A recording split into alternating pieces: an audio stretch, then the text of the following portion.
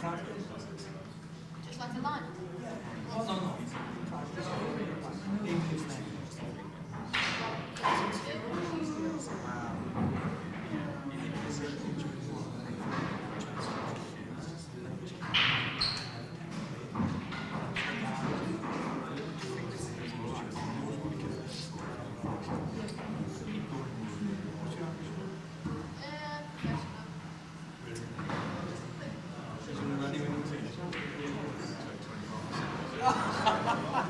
When he's taken, when did he start and they called it their own they got it trade. When I don't have it, it's great when I don't have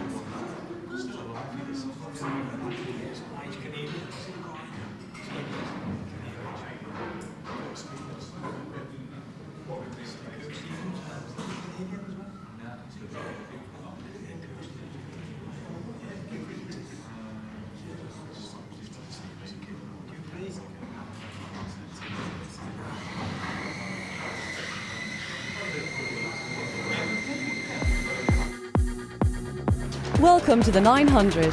This is the new short format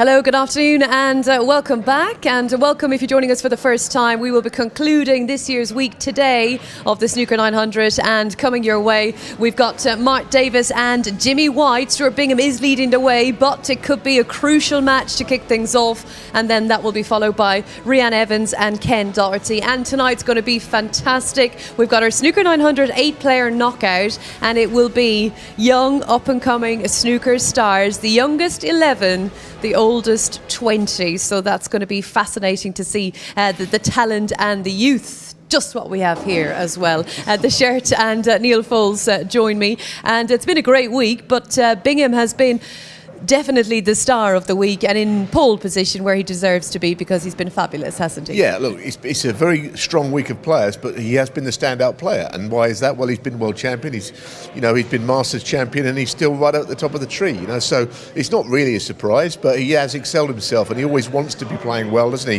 He's not just come here for the day out, he's come here because he wants to win. And every chance you get to see Stuart play, this is what he does. Big breaks, good potting, top class cue ball control. That's what Stuart brings to the table every single time. You see it here with his long shots. They're not easy as well. No. That's like a more full in the face shot than a half ball pot. And then his splits into the pack were, you're either on one or you're not on one, but nearly every time he was on one. So it was a very, very strong performance. It's not only the outstanding player of the week, he's probably played as well as anyone in this whole season. I think Drago was very good early on, wasn't he, in his week when he was playing in that sort of a Legends week. But, Stuart has been a class apart, really. Well, he's continued it, hasn't he? I know Jimmy started off very well. His first match, he had 2 centuries. But, Bingham started well, he's finished well, and he's maintained the same level throughout the couple of days. Yeah, I think Jimmy's probably played the best match out of all the weeks, but Stuart's played the most consistent matches. He's every time he's scored, every chance he's had, he's punished people. Yeah. So, but Mark Davis got it all to do today. He has, but he's not completely out of it. And Stuart Bingham also with the highest break of 128. And with that in mind, he is top of the table. 15 points, Mark Davis on 9, Jimmy White on 7, and then Ken Doherty's 5. Rhian Evans will be looking for points today. But there is hope, slight little bit of hope, but it can be done.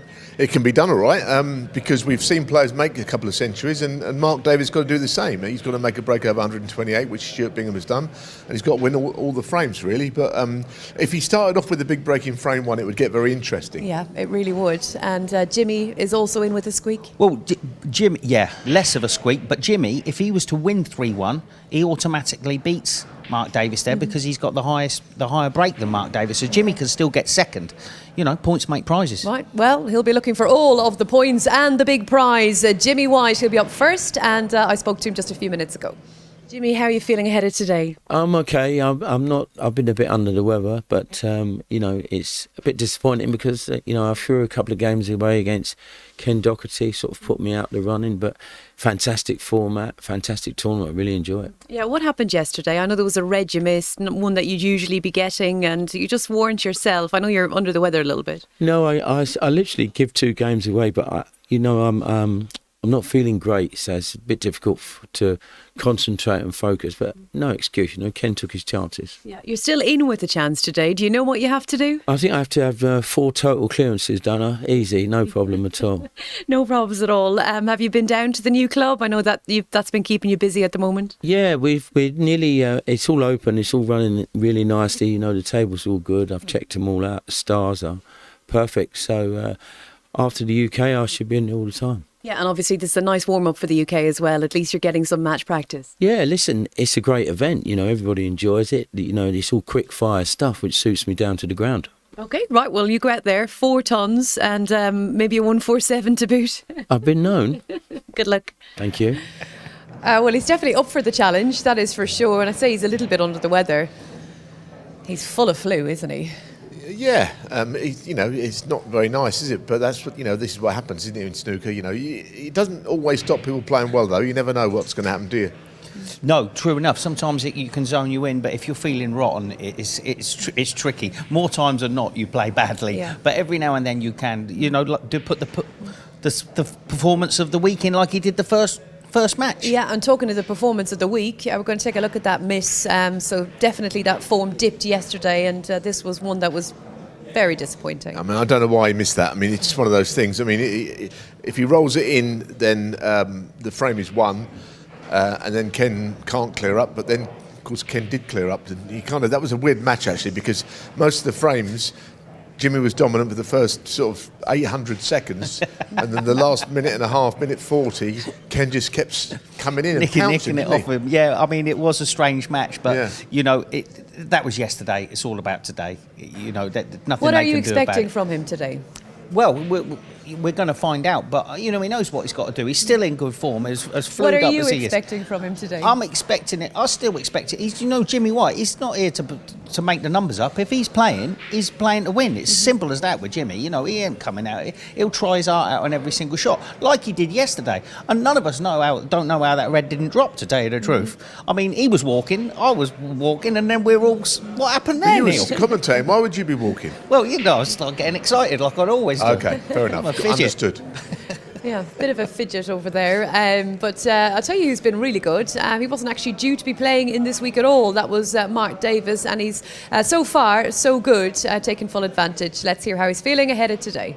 Mark, crucial clash today. You can still do this. You could still be coming in as the super sub and win the whole lot. Yeah, big ask today, obviously, with what Stuart's done so far. So, know what I've got to do. It's, like I say, big ask, but we'll see how we go. Just give my best and see what happens. What exactly do you have to do? I don't know. I know I've got to win. Got to get 6 points somehow. So that was 4-0 and two tons, and one of them's got to be more than a 1-8. So pretty easy, really. Pretty easy task. But yeah. Look, it is what it is. So just go out there, try my best. Might have to play a couple of sort of different shot choices, maybe get the balls open so the breaks are there to maybe get if I get the opportunity. Other than that, just play as normal. See what Almost happens. more attacking. Yeah, really, because obviously 4-0's not enough. I've got to have a 2-century break, so it might affect shot choice here and there. Just depends how the frames go, but it's certainly in my mind that I've got to get the balls open to have a chance to make those breaks. Yeah. Ultimately, you've got to get your scoring boots on, and you're going to be playing Jimmy White, which is always a great occasion. Absolutely. Anytime I play Jimmy, it's brilliant. Even though he's around longer than me, but I've been around a long time, and always a pleasure to play him. I haven't played him all that much over the years, so yeah, it'd be great. And he's a great player, so it's not me saying I've got to do this and that, but I've got him to deal with as well. Yeah, and of course, you'd desperately love to knock Bingham off the top of that table. I know that. That would be quite nice. That would be up there winning the world, I think, if I managed to do it today. But we'll see how we go. Good luck. Play well. Nice one. Thank you. Cheers. Oh, he's been a great sport this week, Mark Davis. Desperately loved, though, to knock Bingham off the top of the table. It'd be as big as a world title, Fosey. He's gone a bit strong there, hasn't he? But yeah, look, these two are good lads and get on well together. It's interesting what you said there, though, because I hadn't really thought about it in this way. He's got to win all 4 frames preferably, and he's got to make 2 centuries. And he said it would affect shot choice.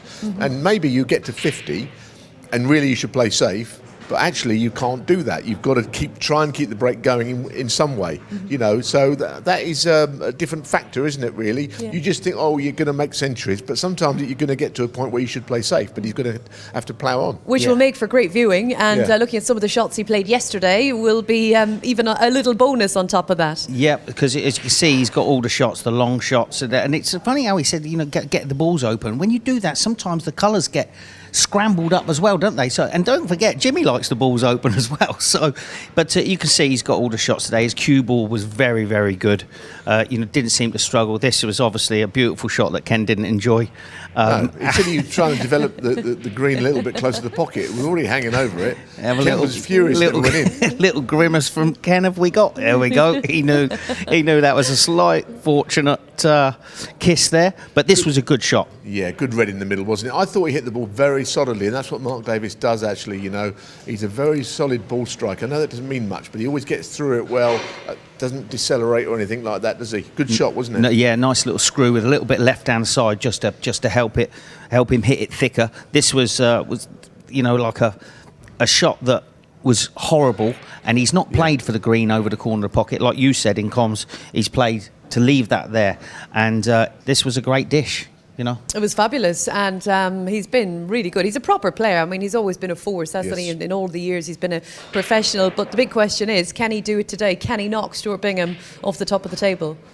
It's a tall order. But like I say, if he wins an early frame or two with a century, then he can do it again. So it's definitely doable. I mean, it's not one. I mean, I don't think Jimmy's going to win a 4-0 and make 4 centuries. You know, even if he felt, you know, at his best, I don't really see that happening because that's, you know, too much to ask of anybody, really. Yeah. But Ronnie O'Sullivan here would struggle to do that. And the format doesn't Yeah. make it easier, it makes it tougher. Yeah. Because it gives you, you know, everyone's going from the table's playing beautiful. There's a brand new cloth on it this morning, so it's going to play a little bit different than yesterday. Probably going to be quicker, going to be more reactive.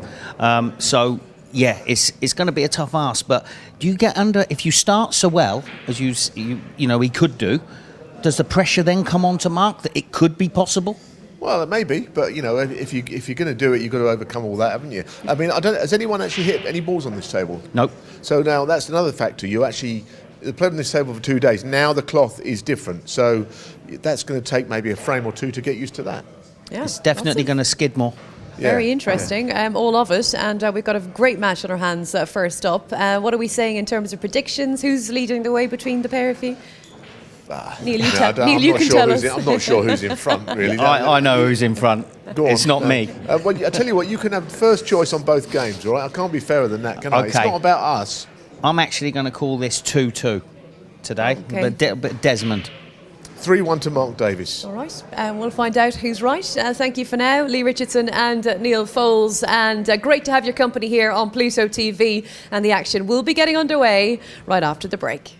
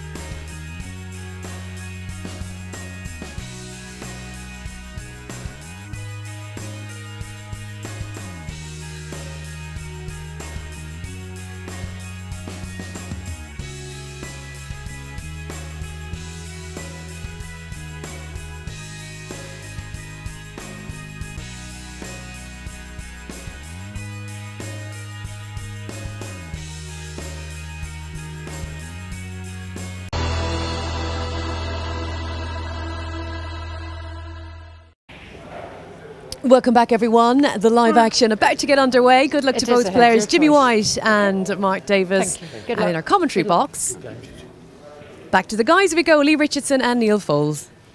The first frame, Jimmy Thank you, White, Rachel. break.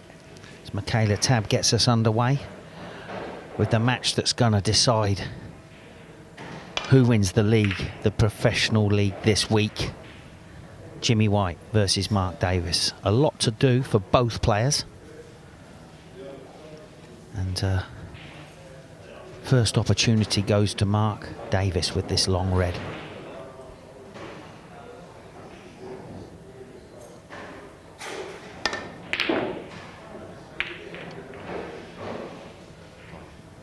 It's an interesting situation, though, isn't it? Because both players really need the ball to stay open. You know, it's not a question of hoping that the colours go safe or anything. They both need them in play. They both need to make big breaks. Yeah, so just opening the pack up a little bit off the side cushion, in behind the yellow for Jimmy.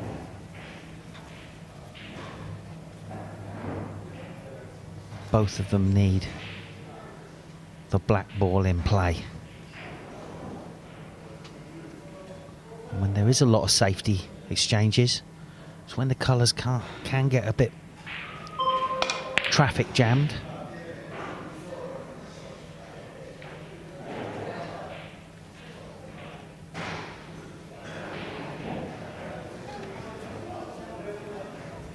The balls are actually really nicely spread here, aren't they? You know, I mean, you don't always see that, but you know, should a chance come, I'm not trying to sort of make a situation that doesn't exist. The balls are really nice if a chance comes for either player.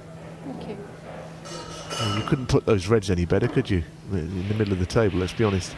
I think the red above the black will go to the right corner. I'm just trying to preempt a situation where a player got in and started totting a load of balls. And that's kind of how the group's gone. It's been a really high standard. Yeah, and this might give Jimmy the opportunity to move this red that's possibly the most difficult ball on the table at the moment, which suits both players. See, that shot, I always think, if you think the double kiss is on, it is on. You know, it's one of those, isn't it? You know, you can't avoid it. Anyway.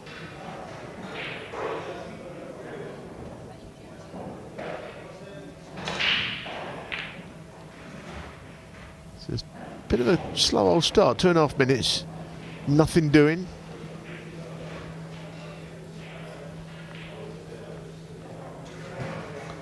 Of course, yesterday Mark Davis was in fine form. Just got to get used to the new cloth that's been put on at 7 o'clock this morning. No bother for Jimmy though, with a great long red to open up. Cued it lovely.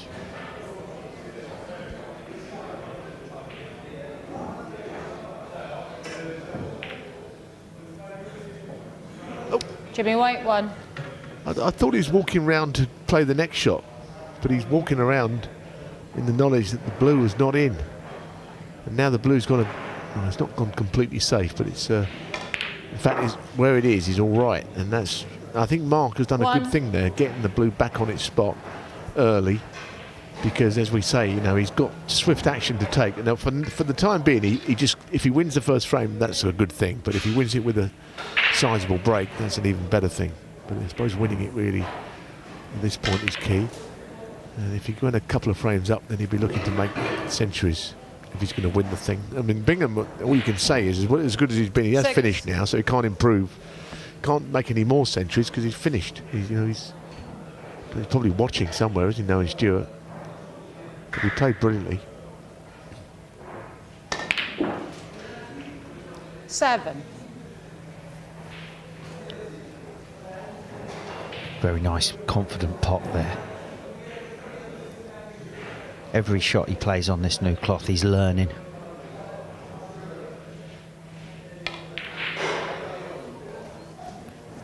So, but every time these boys show up at the tournament, they are playing on new cloth, so I 9. don't expect him to struggle that much with it.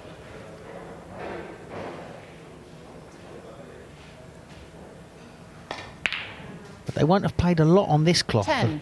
the Lieber win, Neil? Well, no, I'd heard that. I didn't know anything about it, quite honestly.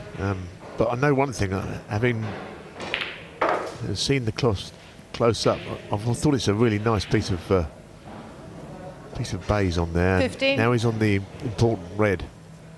And this really does give him a little bit of something here. Who knows how far 16. the break's going to go, but there is no excuse not to make a few. And he'll know that better than anybody. Yeah, and it was a beautiful positional shot from blue to red. I mean, he was millimetre perfect, so he's definitely not struggling. Just needs to get past that red. I suggest now what you do is you play a double the red on the 23. cushion. That's all you can do here, isn't it? You Yeah. know, you got to win the frame, but trying to keep the break alive. Yeah, Unlucky. good Mark effort. Davis, 23. So the next person that pots a ball needs to clear up because, 107 on. yeah, and that only leaves 99, so there'll be no...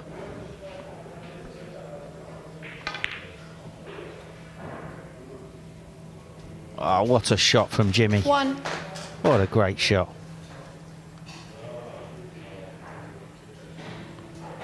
Believe me, all snooker players know that when there's 10 reds on, it's 107 on the table.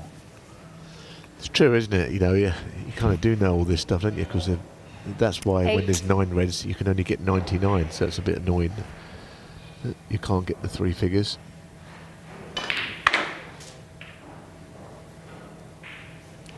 Nine.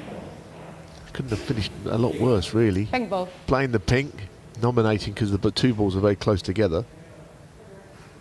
Hopefully he can just cannon the blue as well and be on the red underneath the yellow, which he's played perfectly. So the pink going on the blue spot. 15. That really helps things. So awkward bridging, but if he can pot this is a good chance. 16.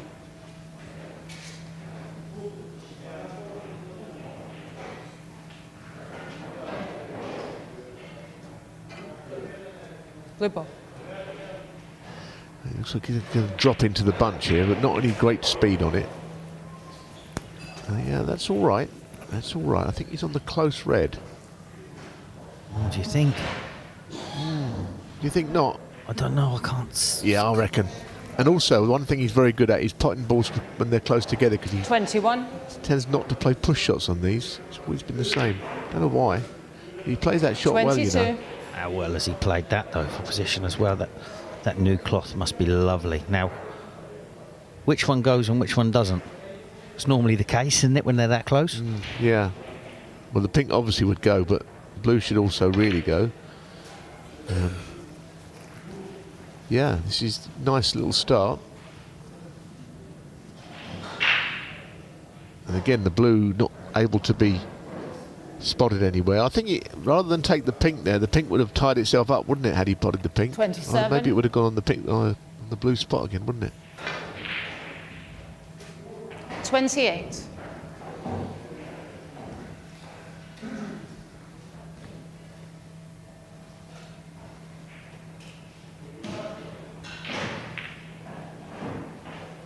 It's a beautiful shot. Well, kind of what happened yesterday was that he was 35. dominating frames, and then he didn't play all that well, has to be said, not yesterday. But somewhere along the 36. lines, Ken just crept up on him, didn't he? Crafty Ken.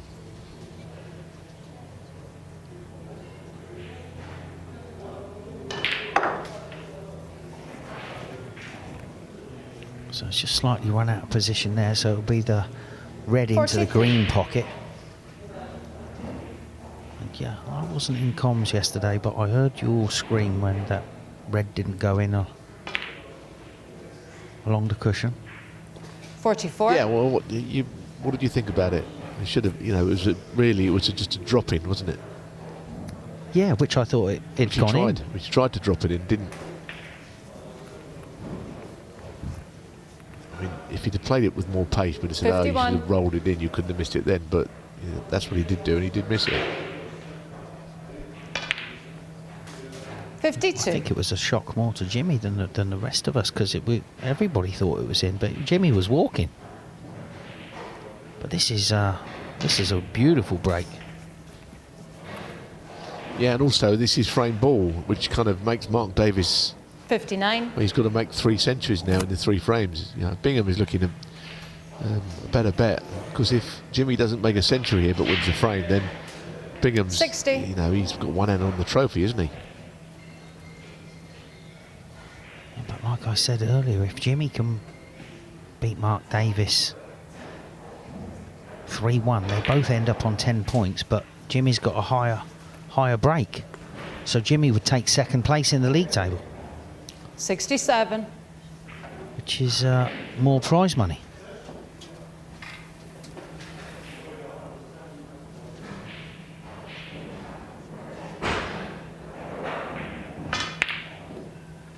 Oh, That's a pity. hang on. Well, he'd have loved Jimmy that, wouldn't White, he? 67 Fluked that and one. the frame. So it is. So the frame to Jimmy White. No century, but he does lead Mark Davis by a frame to 0.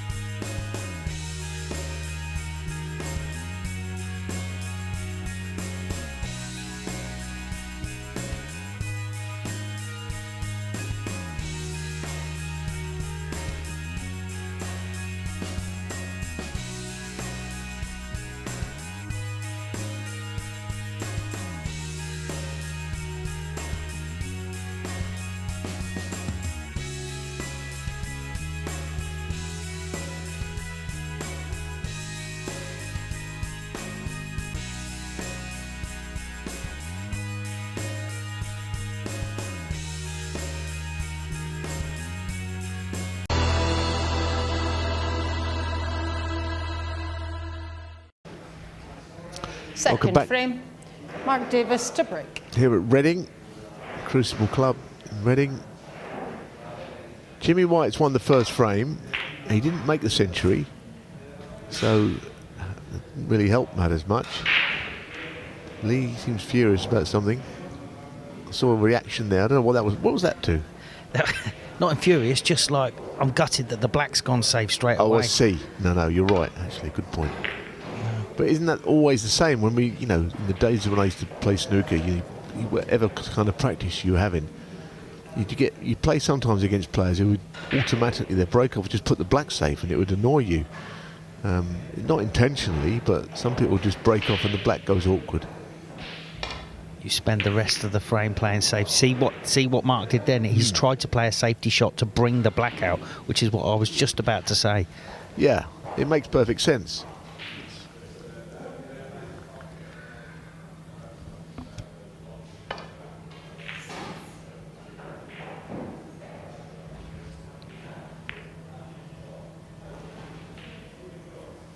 Oh, nice cannon off the brown in behind the green there from Jimmy. So Mark can see a red, but this is horrible. If he's going to try and get the cue ball out here, he's giving this everything. Whether he just tries to, yeah, he's heavy top that. He had no angle there. He's done a great job to get the cue ball out, but don't tell me he's going in off. Done well to get the cue ball out.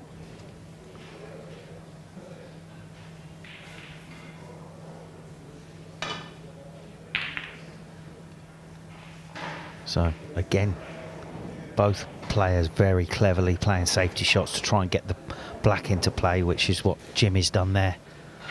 Brilliant shots. This is what the average sort of club player won't notice. That you're just trying to get the white ball back into bulk. Not these boys. Freeing the black up for when they get in off of long reds like that. Yeah, he got a nice little nudge on the blue.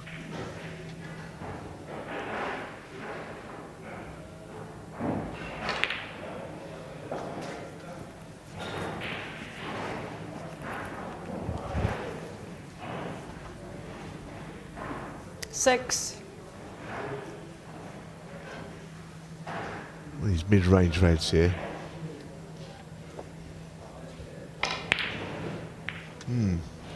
Mark Davis, 6. Thought he'd get that. Played some good snooker yesterday, well, for the 2 days actually, because he came here on Monday afternoon because he got the late call up, didn't he? His phone was on and Rob Milkins was not able to appear. And I think yesterday he played quite well. I think the first day when he got here he was not ill prepared because he plays a lot, but just played his best snooker yesterday, Mark Davis. Yeah, when you get that phone call, I mean, players are asking all the time, when am I in, when am I in? Get that phone call, all of a sudden, it's, you're throwing your underpants in your case and you're launching it into the car with your toothpaste. Foul. Oh no. Jimmy White, 4. And- Ball in hand. Oh dear. And then you're 2.5, 3 hours on the motorway. Yeah, I mean, look, I think the most important factor in all that is, have you been practicing? And the answer is yes, because it's the UK Championship starting in a few days. So, 1. on that basis, look who that is. Ken Doherty. Crafty Ken. Crafty Ken. No, it shouldn't be that much of a shock to see him, really, should it? Because he's playing the next match. It's not as if it was somebody that's not playing. He's dressed for the 8. occasion, though, and in the old polo neck. Yeah. Very smart dresser.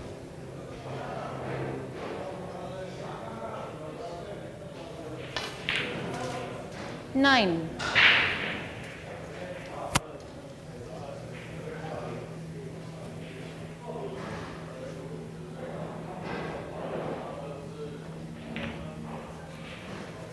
What if can Stuart Bingham?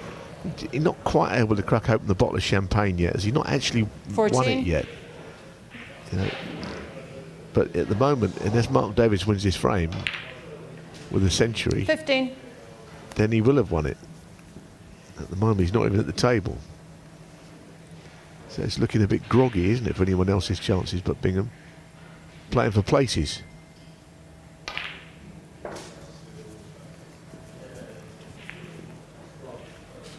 Nice kiss. 20.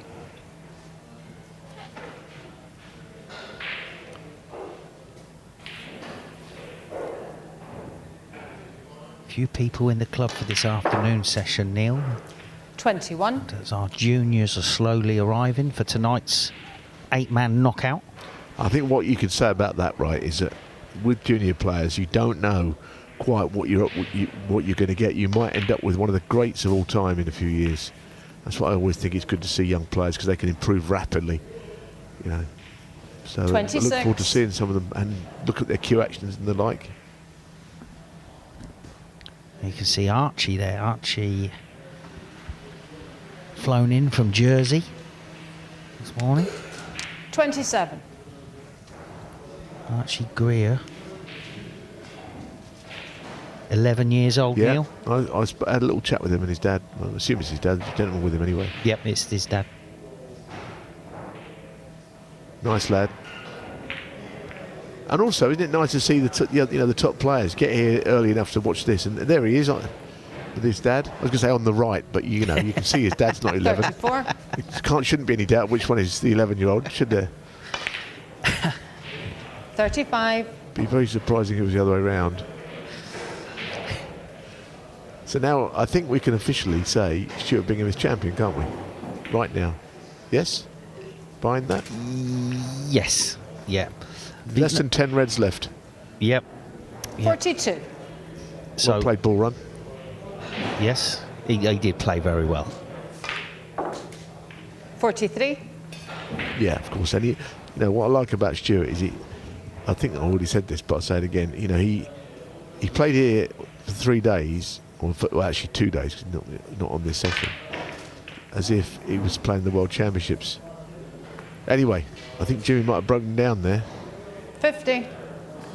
It's a disgusting split, if you ask me. I'm raging. Touching ball. Reset the clock, please. How can you go into the pack and that was sort of relatively open, Neil, and they end up on nothing? Jimmy White, 50. Yeah, unlucky. But a 3-1 win for Jimmy sees him into second spot.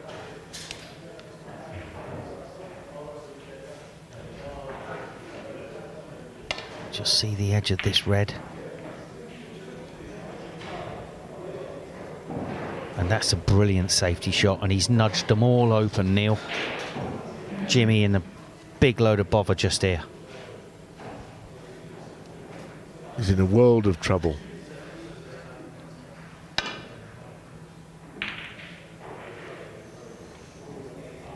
And he might have done the lot here, mightn't he? 48 in front. But you have to say this is a real opportunity. Mark Davis. 1. Balls are particularly well placed, in fact. You've got the red up the table, which can come in handy if you do sort of finish wrong on the blue or something. And we saw him do this to Ken yesterday, didn't we, from 50 behind? 7.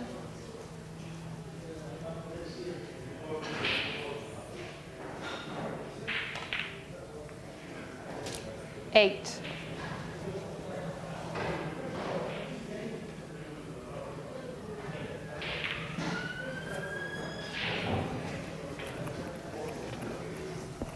Do you think he'll clear up here? I mean, there's no real reason why he shouldn't, is there? 14. No. 15. I mean, this is a great opportunity.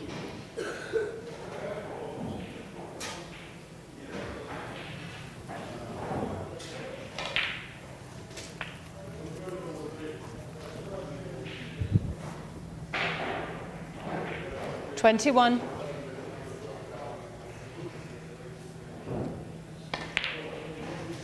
22.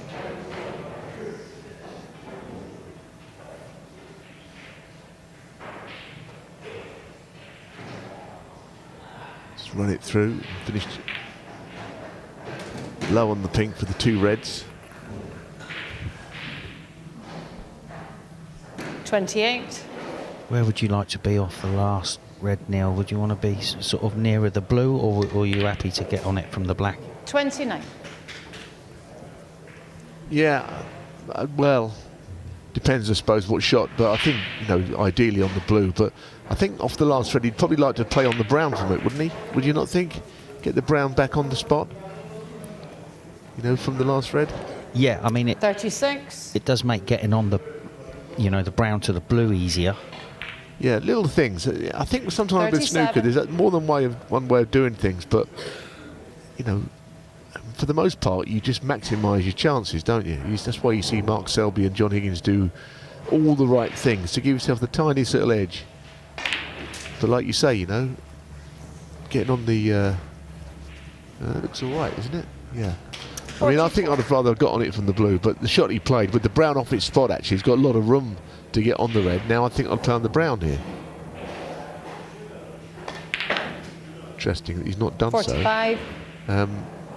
He will need brown to blue, and I'm not saying he won't get it, but I'd rather the brown was on its spot. But then maybe he feels that sort of the brown onto the yellow was more difficult.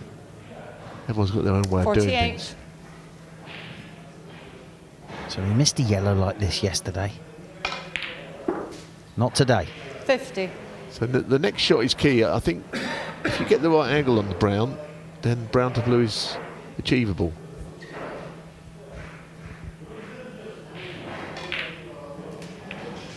$53. He's got a motor a little bit. He's going to have to play it, isn't he, I think. You know, it's one of these, if you pot it, you're on the blue all day. So lead is 5 points. You only need this and the blue itself.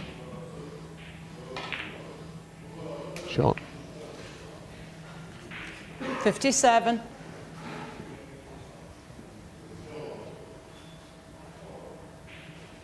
So just the blue for the frame.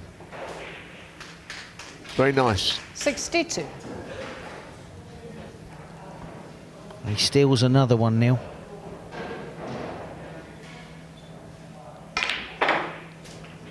$68.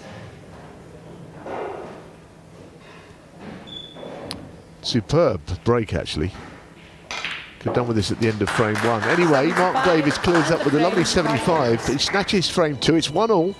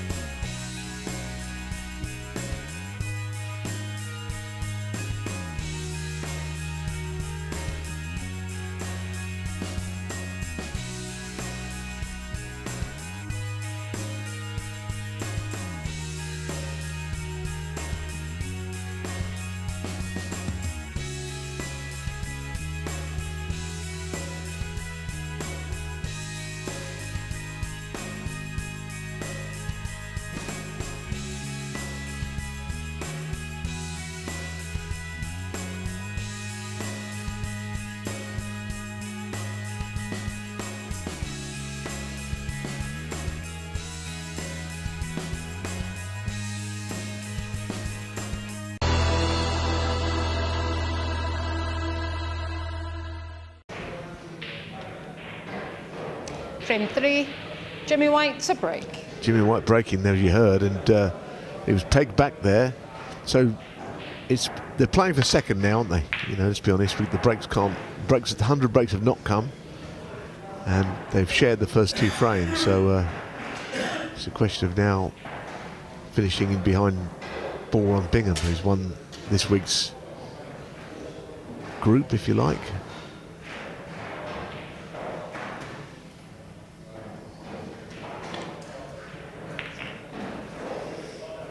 Nice shot. Nice safety shot there. But Mark Davis played nicely, hasn't he? Yeah, I kind of think he always plays to a certain standard. It's just nowadays the standard's a little higher. I mean, I said this yesterday, but I don't think I saw Mark Davis cue any differently to this. You know, all those years ago when he turned pro, I mean, I think I played him a couple of times way back, and I've been retired 20 odd years. And I think he queued up exactly the same then. I see no discernible changes in anything he does. No. A little bit of snow on the roof these days, but then, you know, that's not his fault.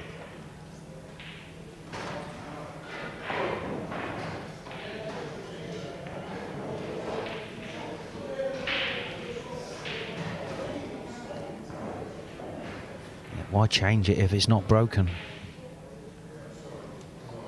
Do see players with changes though, don't you? Because if you look back at old videos of, say, Steve Davis or Stephen Hendry, 2 of the all-time greats, when they were younger they used to cue faster, and as you get older you slow your cue action down. Jimmy the same, actually.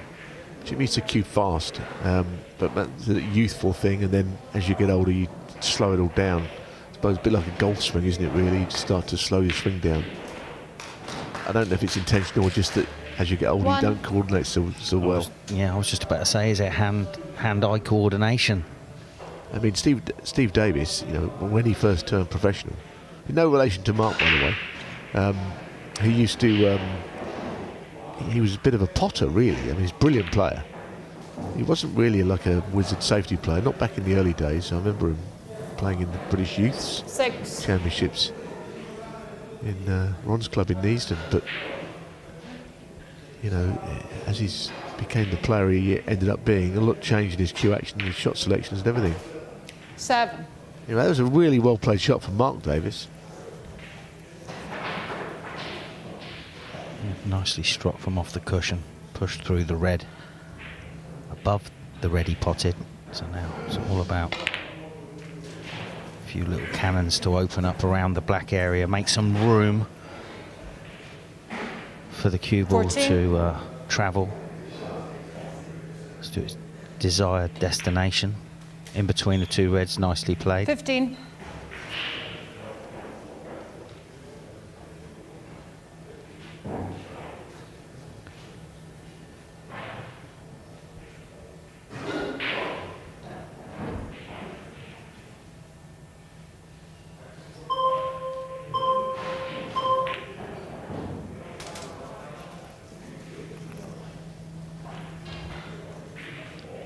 So hampered here. 22. So it does make Touching getting on ball. the black a fraction more difficult. I mean, it's touching ball, so he's right over it, isn't he? Going to get right over the red. Yeah, it's nasty business, all that, Mark wasn't it? Davis, 22. Unpleasant, that shot, to have to play it.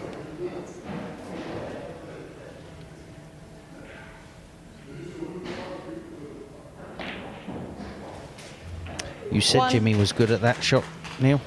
When the balls are close together, I've never seen anyone better at those, where he just jabs at the ball without sort of playing the push or anything.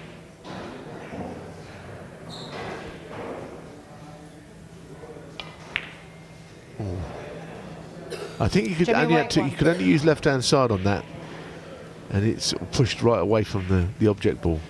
Yeah, really awkward cue in there. You're 100% right, Neil. We had to hit that with loads of left-hand side, and it's just more difficult to judge that. And of course, the cue balls pushed the black to the right. 1.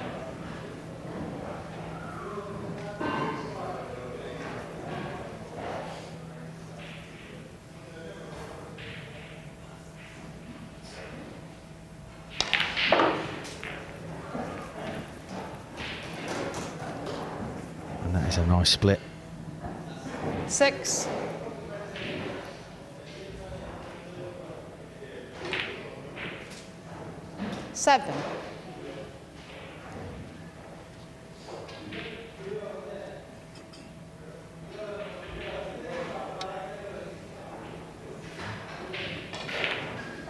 So the club far busier today. 12. I think it's kind of a nicer atmosphere when 13. there's more people in the club playing and stuff going on, more people watching. Certainly better for when you're playing out there.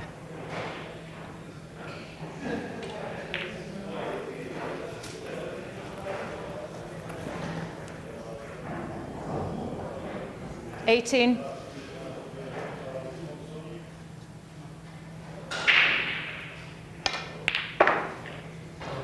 19.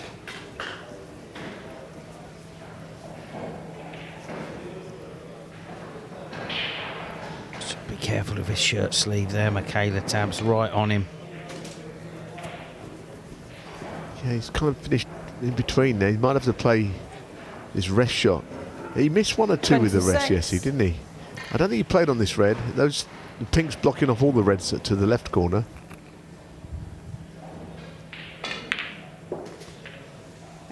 Hit it a bit fat, didn't 27. he? Which means he didn't get across for the black very well.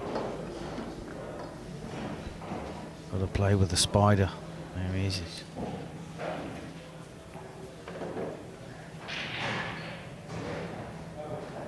Very missable.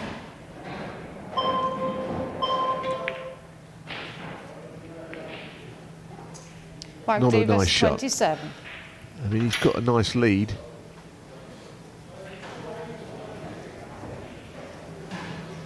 But, you know, Jimmy could do to Mark what Jimmy's had done to him a few times over the last couple of days, having a frame stolen away. 1. Yeah, it's just the two reds on the right-hand side rail that I'm making this a tricky clearance for Jim.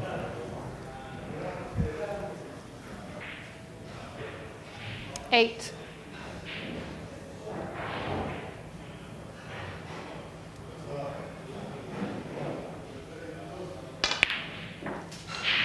9. Nicely cued. Two reds on the right are going to be a problem for a left-hander. That's of course Jimmy White is. They're not easy to land behind. You have to maybe play some sort of cannon to move 15. the top one away. Land on the other one perhaps. 16. Maybe he's got a shot of some kind here to do that, I don't know. Can he move the red? I don't think Lee thinks he can, but no. He's gone to the bottom of the queue. Yeah, it's too wide, isn't it? Too wide. Got to play on the bottom red now. Hard shot along the cush this. Yeah, this is but this is very easy to clip this thick and hit the cushion 23. straight away. So be aiming extra thin. And that's what's happened. Jimmy White, 23. So I think he might have the cover. Gets down for a look, but so he's got a possible plant on here. He's either got to swerve it, which I don't like, or this red, a thin chip along the rail. Yeah, it's one of those. He had the choice of sort of hitting it directly or off the cushion, didn't he? 1. And of course, well, he could play the snooker here, but a cushion has to be hit, of course.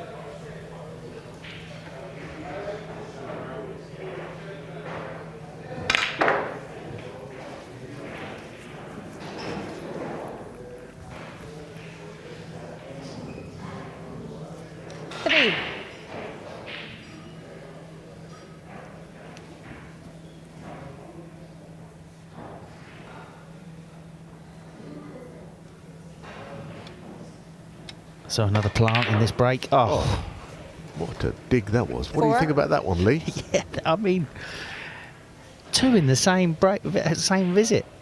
Yeah, that was I mean, it might not have looked difficult, but it was. First one was, you know, if he hits it thin, he's probably knock the other red in, isn't he, with that one?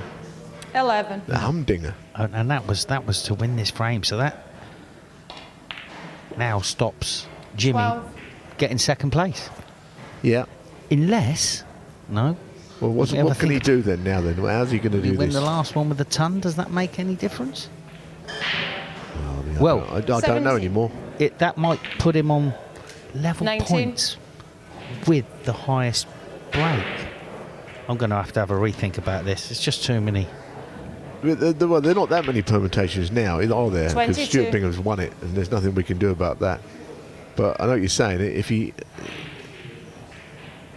No, I don't think that's going to be enough, is it? 26. We're getting told that there's nothing that can be done.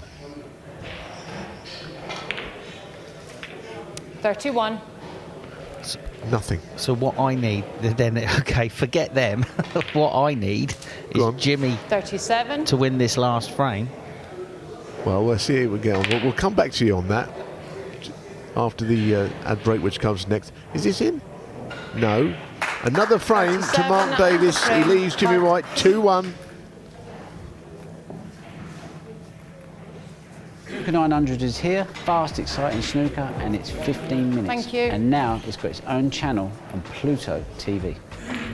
To actually have Pluto TV have its own TV channel that's going to give an opportunity to juniors, women players, disabled players, and professionals. It's exciting, you know. It just takes me back to when I was a young kid and I played in a lot of amateur events. For any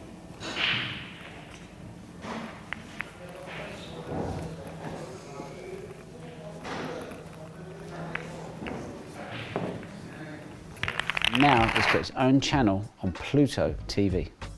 To actually have Pluto TV have its own TV channel that's going to give an opportunity to juniors, women players, disabled players, and professionals. It's exciting, you know. It just takes me back to when I was a young kid and I played in a lot of amateur events. For any amateur playing in any event with the opportunity to play on TV was like the pinnacle. And I know how much it meant to me, and I know how much it meant to everybody. So, you know, with the frames being only 15 minutes, you know, you'll be able to see start to finish. And I think it's exciting because obviously anything can happen. Anyone can beat whoever they play. It's the way I like to play snooker. It's quick, fast, and get it over and done with as quick as you can. Fans will get a chance to see so much different content, so many different snooker matches that they've never had the chance to see. I think me and Jimmy have spent so much time on the road doing exhibitions and it's the footage that we've managed to keep no one's actually seen. If you're looking to improve your game and want to find out, you know, some tips on how to become a better cueist, that'll be there. You know, stuff that I'm really proud of. You know, a lot of my best snooker was played on the exhibition circuit, so the fans are going to get a chance to see that as well.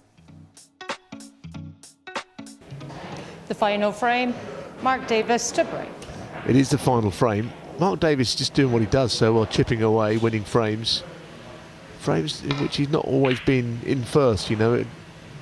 There he just mopped up again.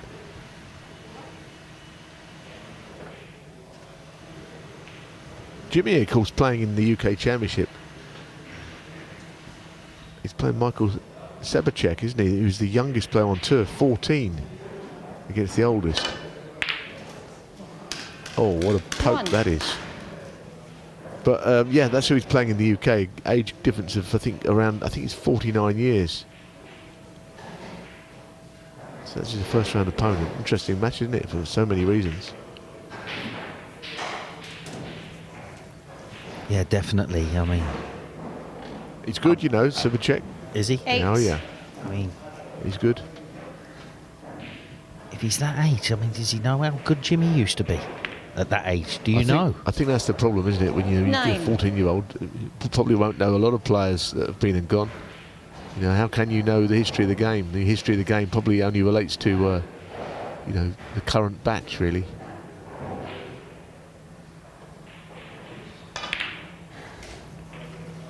It's not the biggest age gap ever in a professional match, though, because in Ronnie's first season, he actually played Fred Davis. 16. He was in his 70s. It was 60-odd years difference. You wouldn't have thought those two had ever played. We have Ronnie O'Sullivan and Fred Davis, but they did. 17. I think at the time Ronnie would have completely mauled him as a player, because that was the year when he was in Blackpool beating everybody. He did as well. I remember Les Dodd saying, if Ronnie's hand is on the table, the ball is in the pocket. 22.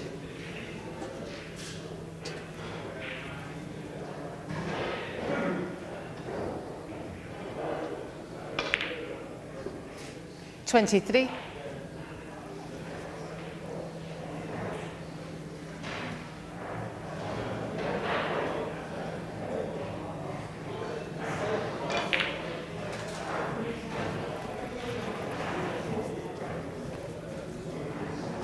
Jimmy in perfect position at the moment. 28.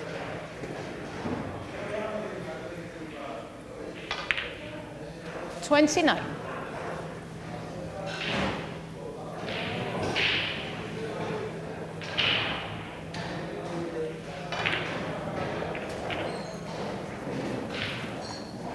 Oh, he's been unlucky there. He's just glanced off the pack. So this is going to take 36. some cueing if he wants the break to carry on, and I think he's going to go for it. He knows it. Just Yeah, not nice these, are they? You can only roll them, can't you? That's the problem. At that speed, I think that's a really Jimmy difficult White, shot to roll it in 36. dead weight almost. Yeah, I think he must have been dead straight on that, because that is a horrible shot to have to play. But he's got second prize there. I mean, Mark has got a red in the middle, but he's turning it down for the safety shot. And why not? Because he's been clearing up with a better chance than this. He's been doing it for the last 2.5 days. So just a final thing I'll say about that. Ronnie O'Sullivan 5, Fred Davis 1, 1992 Grand Prix. It was played on the 7th of June. What a shot that is from One. Jimmy. Yeah. Well, he's played a lot better today.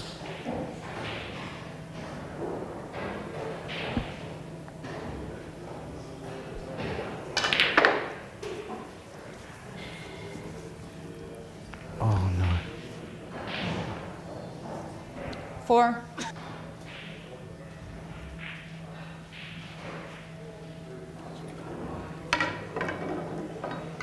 So just another safety shot for me. A little bit unlucky to catch that red full in the face off of the opening red, which was absolutely Jimmy brilliant. White, 4. But he's played a good safety.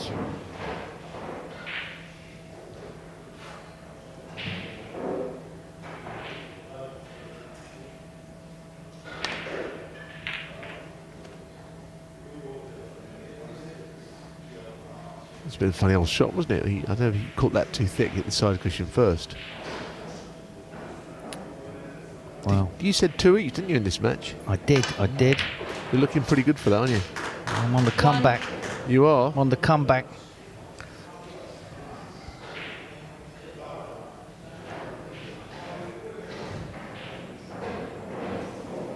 Just an awkward angle this is to get on the next red.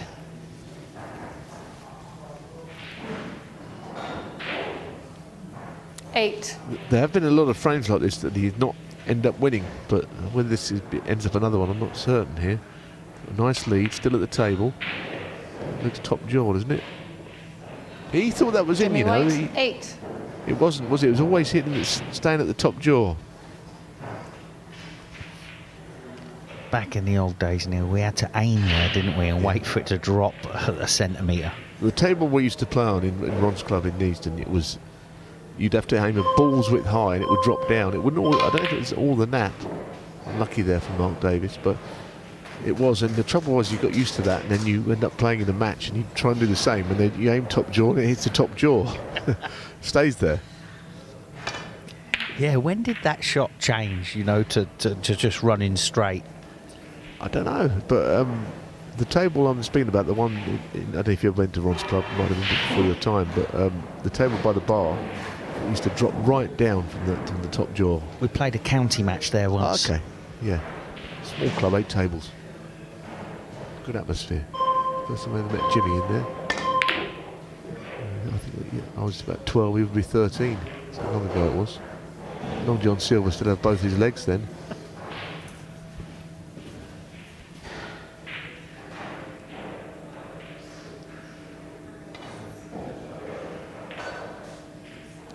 One.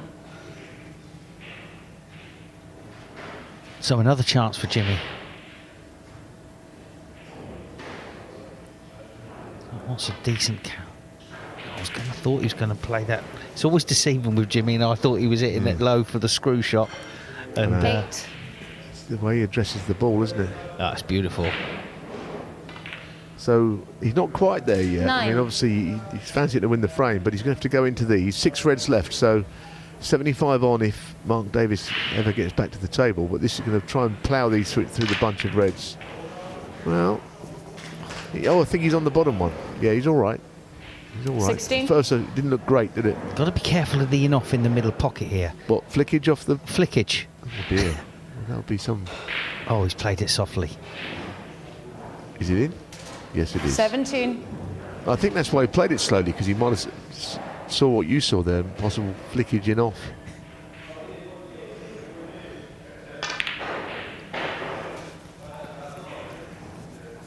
Well, it's a snooker required now, and because we don't see that, but I think maybe he's on a choice of 22. reds. Well,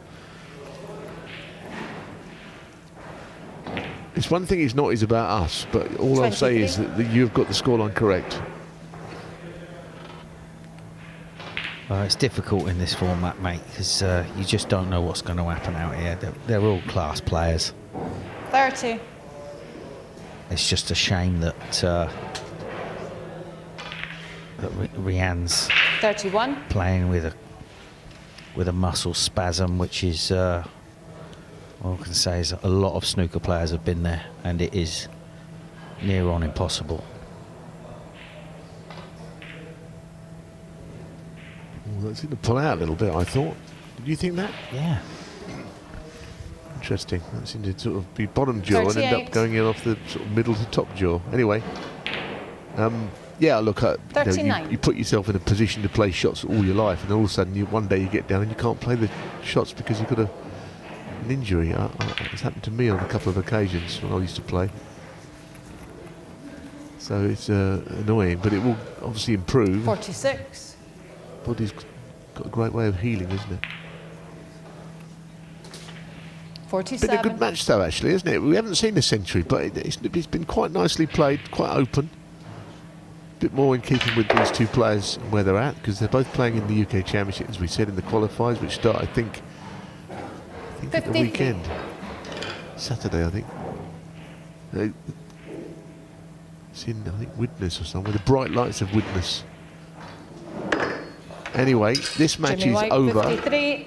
And Mark Davis will shake Jimmy White's hand. Honours even here, 2 each. It finishes.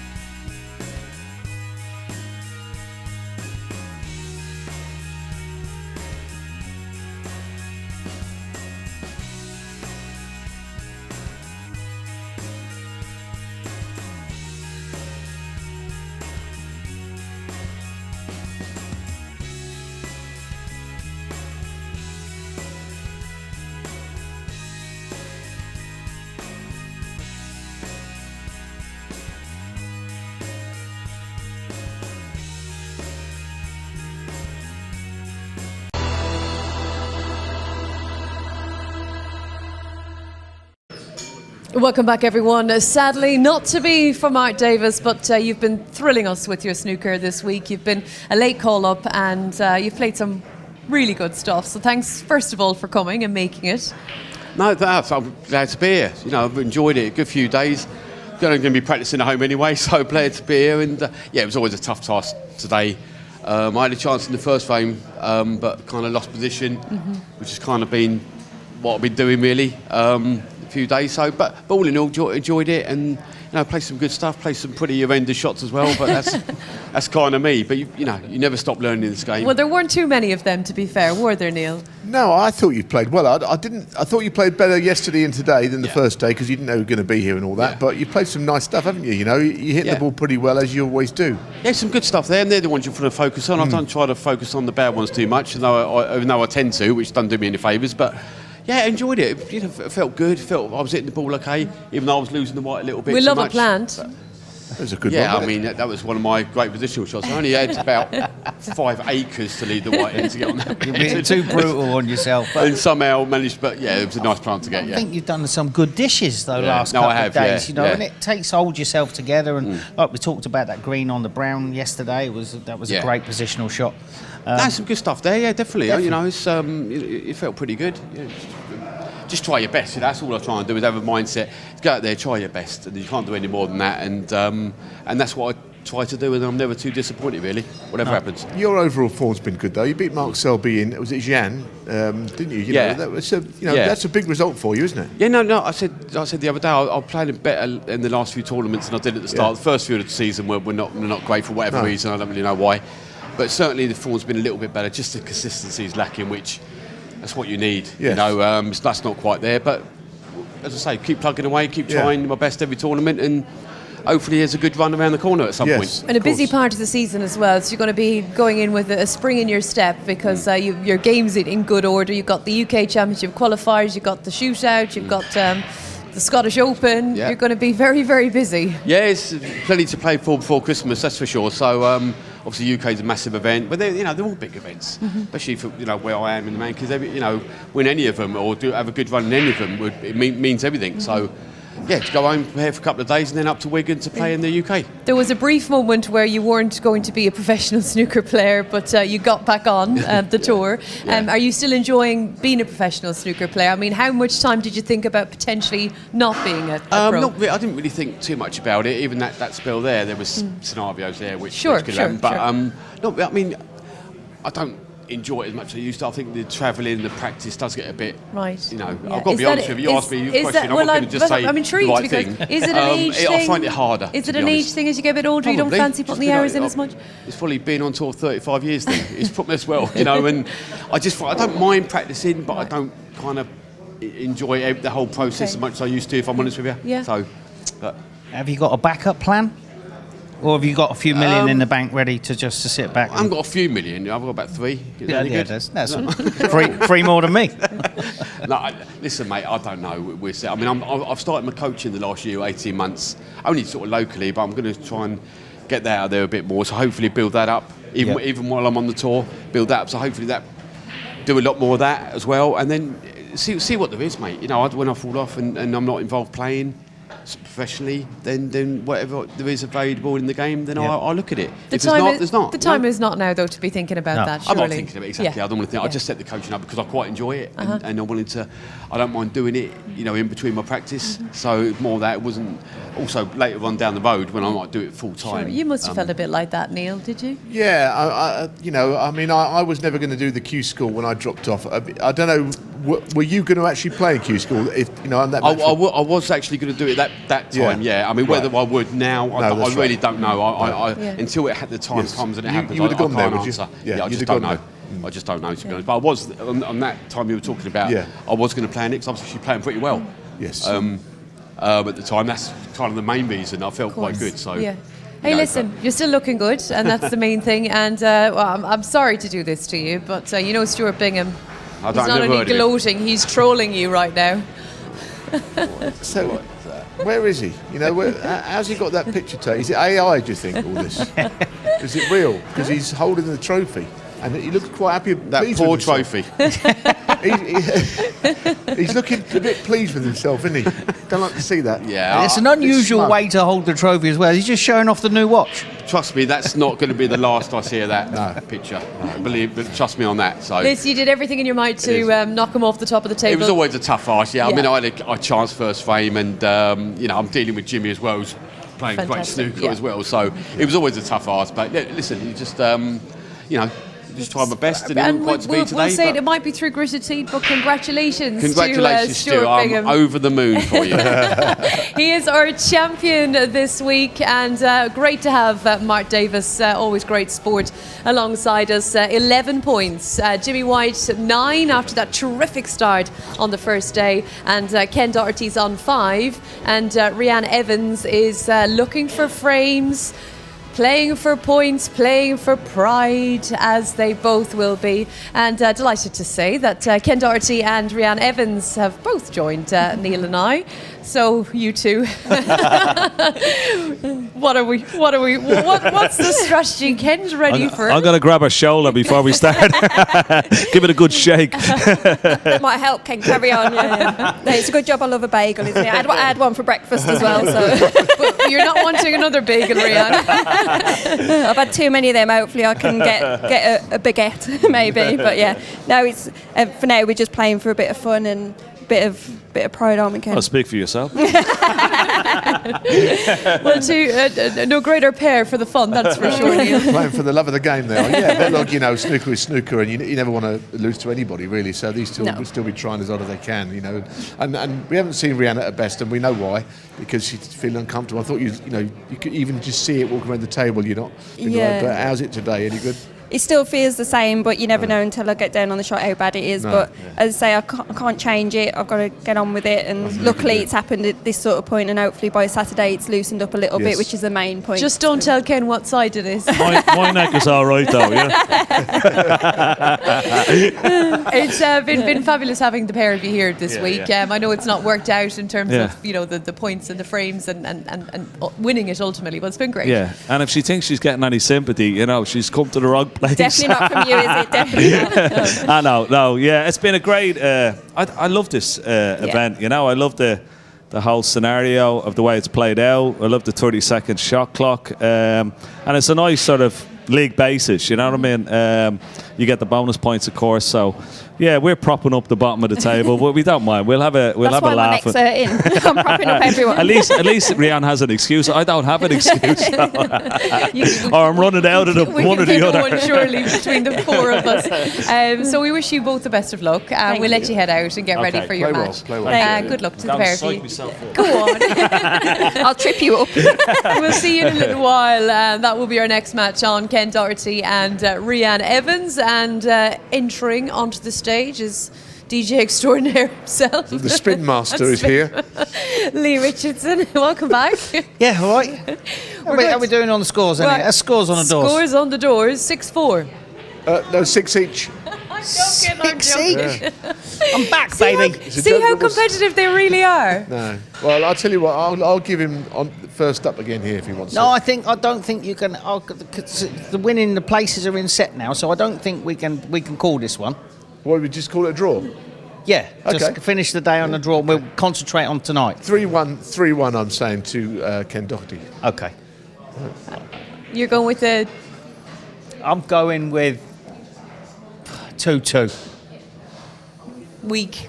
Yeah, I'm going for 2-2. I'm not getting. You are drawn such a into that fence again. sitter. You're getting worse as well, by the way.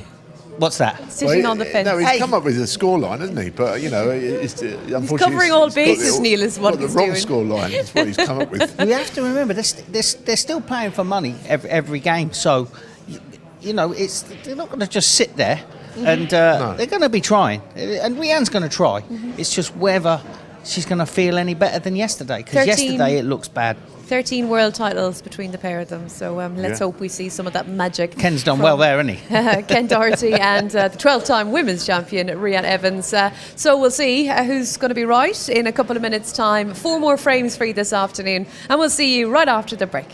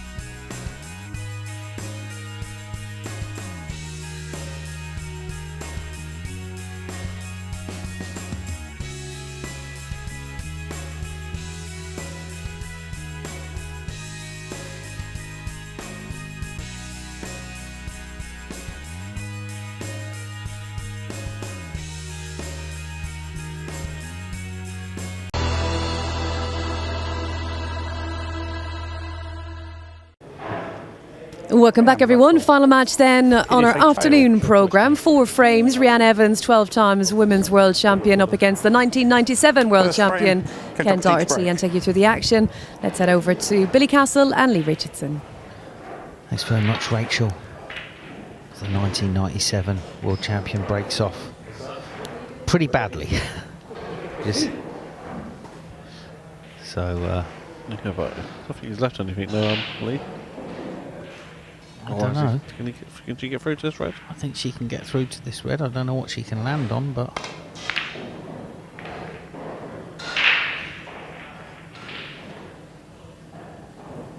Of course, more pain. She sticks Ken up for this red along the black cushion. Not easy to get out, Bill. Looks a bit straight, maybe. Yeah, he don't like it, does he? No.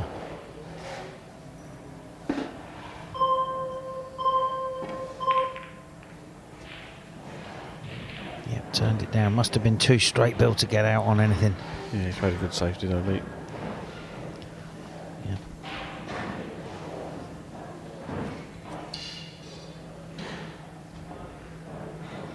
As you can see, they're not even trying to get down on the shot. But that just, she knew she was playing the 2-cushion escape. Not going to put herself in any necessary pain. Yeah, it's played it quite well, to be honest. Ken probably just dropped the cue ball onto the black cushion.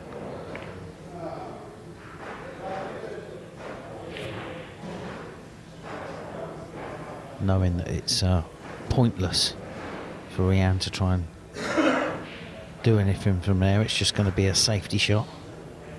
They've got to miss the middle knuckle.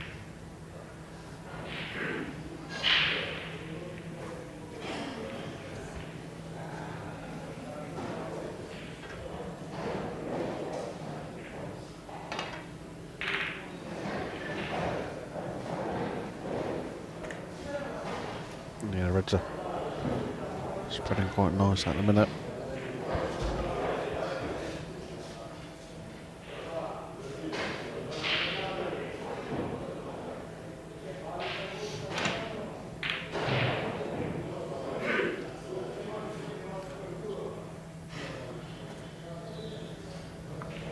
Yeah, good little safety tussle early on.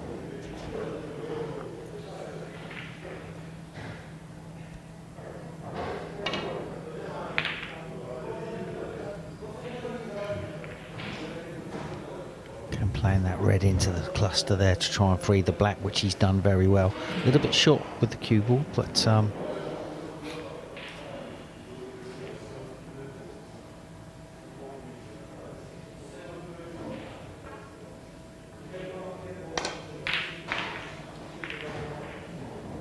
he's forced an error. Interesting to see. I think he's had a look there. The black goes to the left corner. Does he can just drop this red in and stay on the black. If not, he can come back up for the blue. 1.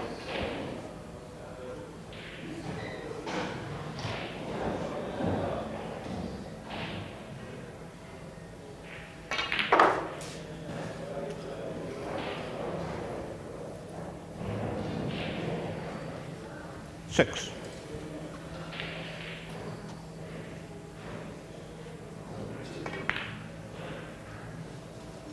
7. I don't want to jinx anybody, Billy, but this is a nice table for a big break here. Yeah, it certainly is. The little safety battle he had, they was bringing the reds into nice areas, weren't they? And 14. so whoever gets in has got to have a decent opportunity. So he's a little bit twixt in between there. Might have to play back up for the blue here.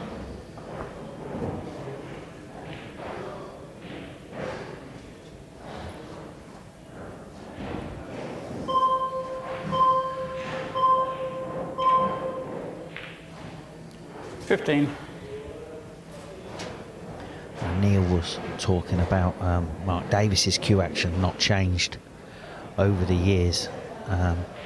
Billy, has Ken's changed at all? No, he's still got that same cue action.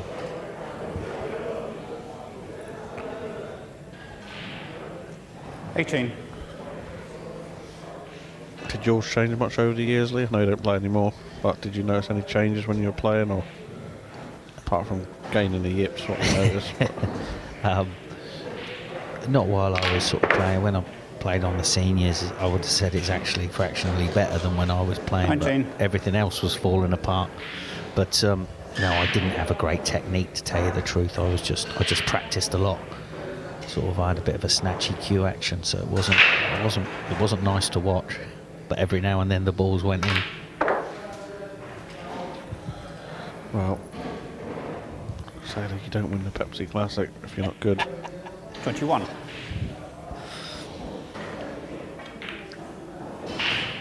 $22.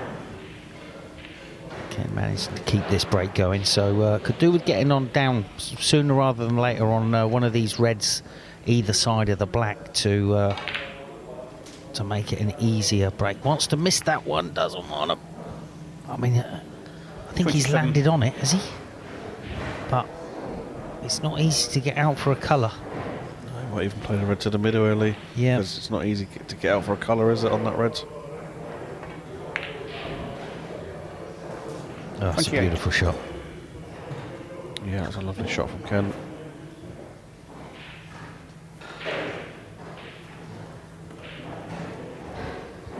Just be careful with his shirt there, close to the pink.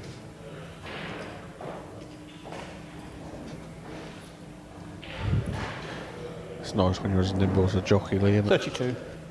I wouldn't know. But he's still nice to watch. That black does go in that pocket, Lee.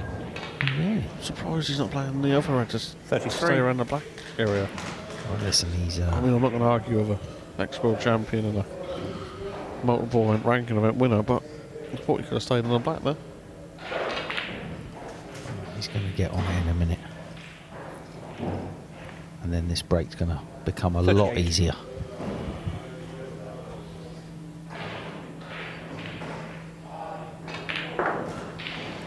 $39. This is the kind of visit you want, isn't it, in the first frame? They sort of loosen him up, but really, Rianne could have done with having a visit like this. You know, just when the balls are open, try and get some sort of double kiss. Oh, unbelievable. Oh, he's not on it. Unbelievable 44. kiss. Yeah, it's got a red to the middle, but that's a difficult shot to play. Yeah, the last thing he wanted was a kiss like that.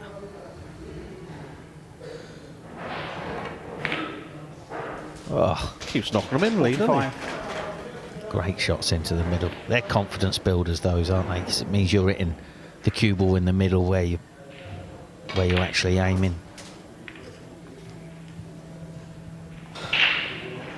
50.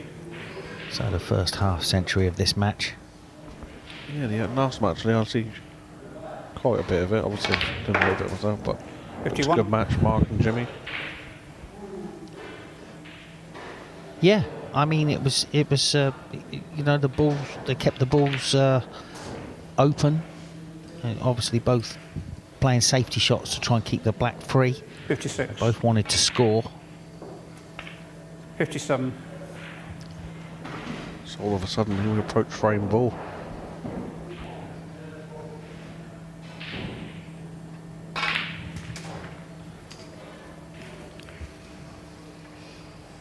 So do you think 64. got the angle to stay top side of the black? Yeah, he can. He's hit that beautiful, and he just took a bit of pace out of it. Now he can bring the two reds into play. Beautiful. 72.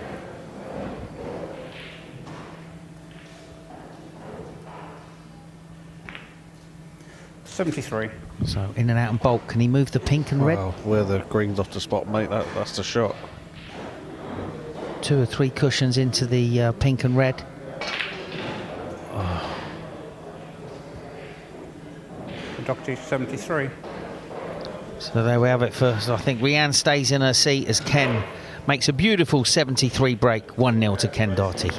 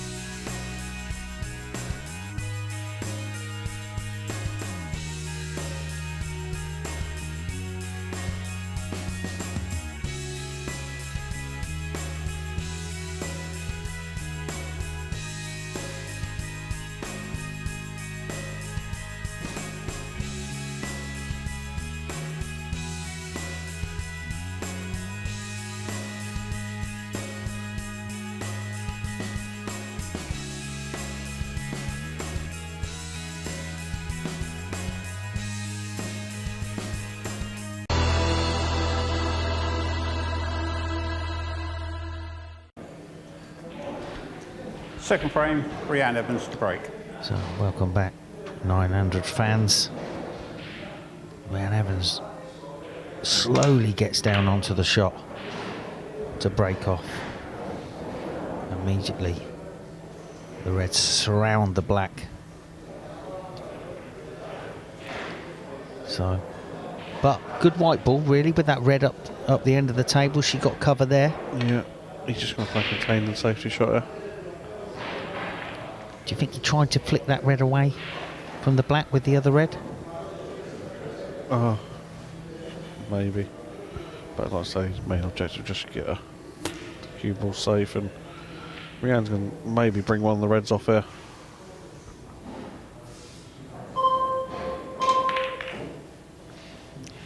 Good shot. Got them all off. So that's it's looking like a nice table now, Bill, for a big break if somebody can get in. Yep. Oh, it just caught the middle knuckle. Oh, but hang on a second. When it rains, it pours, Bill. What did we say yesterday? You know, Stuart, okay, he's been playing very well. He deserved the run. And Rhiannon's struggling. Maybe she doesn't deserve the run, but you don't deserve little flicks like this. So yeah, that's all she could play there, Lee, with that shot. yeah, played it well as well. Yep. On another day, you hit the yellow full in the face and you stick your opponent in. Didn't make the same mistake twice, did he?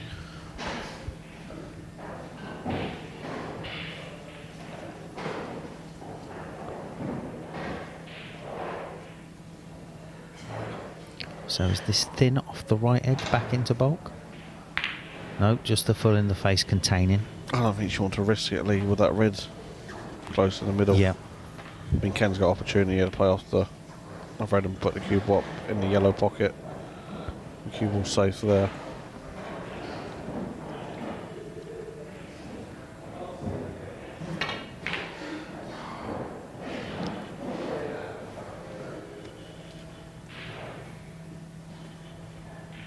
He's not played to leave that red there, is he, Lee? No, but he's got good cover. The blue and a couple of reds on that side of the table. So I think, I see Rhiannon go for this one. Again, she just rattled it again. Can she get cover behind the green? Well, she deserves a bit of form. You do deserve a bit, Lee. Yeah, I mean, definitely. Just rotten form all week.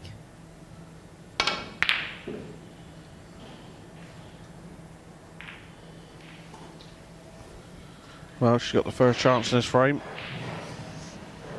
Yeah, not a nice black though, Bill, to, well, she's not on it yet, but... One.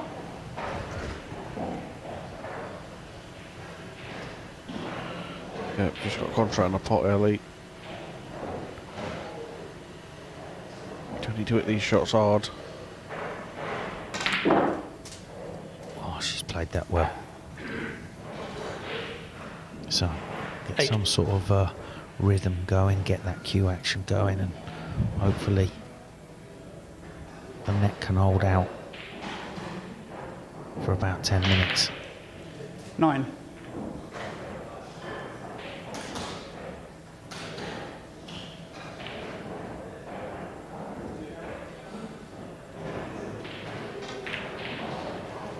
It's definitely slowing her down, Bill. You know, that she's kind of gliding around the table. 16. Yeah. Just see the struggle she got Yeah, to get down on that it's just shot. horrible. 17.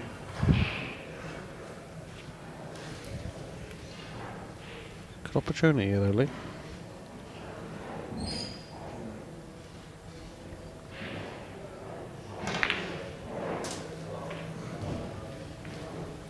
Yeah, got a nice little kiss there on that red, so she can clear this bottom red now. 24.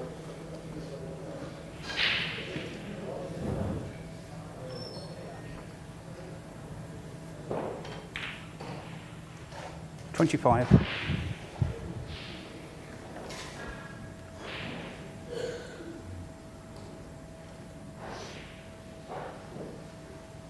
Ian Whiting sat in the crowd there. Oh, just a struggle for her. Just going to say he's making cues now. Yep. He's the guy that puts all my tips on late. He's the only one I trust with it. But no, he's been there all week watching. I mean, why wouldn't you? 5 minutes away. Yeah. See some of these legends play. 1. So blue or black for Ken. Yeah, imagine you take the blue on there. Yeah, the reason why he's got a little bit more room to put the rest, whichever one he takes, he's got to play with the rest. So obviously, if he's playing the black, the rest head's got to be where the blue is.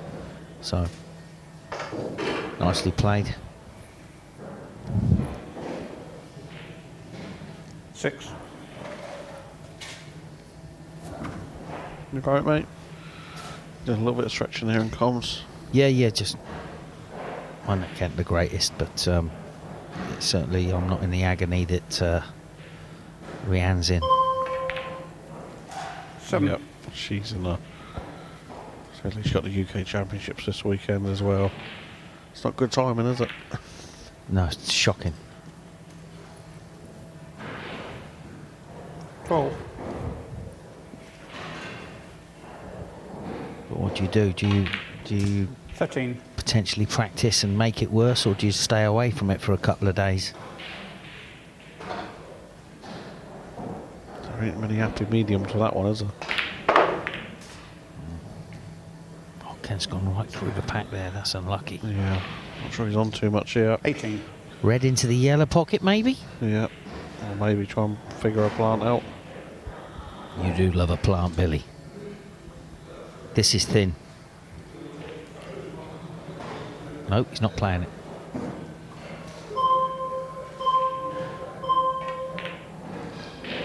So just a safety shot then. And Doctor 18.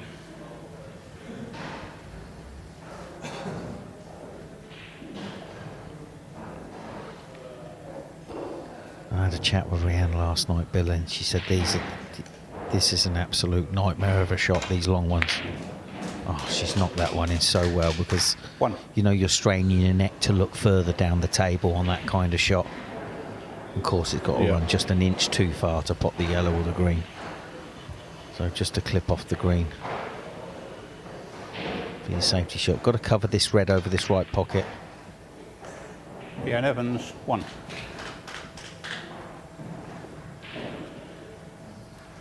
course, she's left the shot to nothing on the red below and to the right of the pink spot.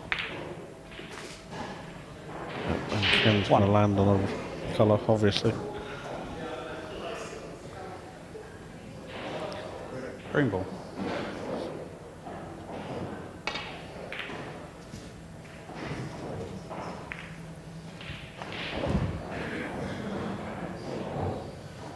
Four. It's a tight frame early, this one. Yeah, coming up to just 6.5 minutes left.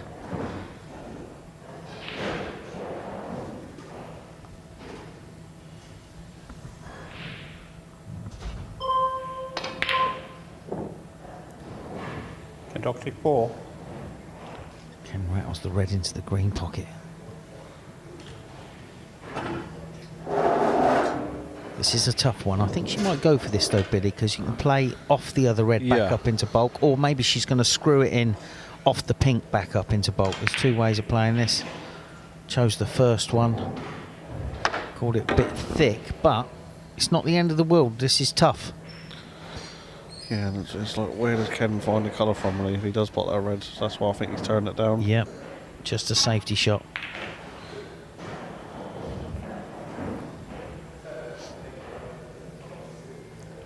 So the knockout of the juniors tonight, Bill.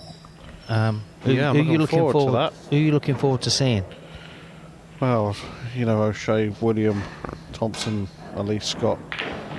Seen a lot of them play. I've seen a lot of Ronnie Sullivan and Zach Koska play as well. Looking forward to seeing Daniel Boyes play tonight. I've seen him playing some comps this year, and I think he's very good, talented, got lovely cue action. They've got a lot going for him, and you'll see that tonight. But you know, I should imagine, even though Shea Scott, the two standout players for me. One. You know, but then obviously you got Elise, who Europeans doubles women's champion, not this year, and Archie Greer's another up and coming prospect. Aaron Canavani, he raves about him, doesn't he? Yep. He's got a very lovely cue action. Likes to punches the ball. Yeah. So if you come all the way from Jersey this morning, 4 o'clock they were up this morning. He's very keen. He's down there, been practicing. He's watching. That's what I like with him. He's very, very keen. And obviously we got William Thompson, made 117 the weekend in competition play. 13-year-old. Yeah, when you're that age, you see, your brain's like a sponge, Billy. You can learn all the time.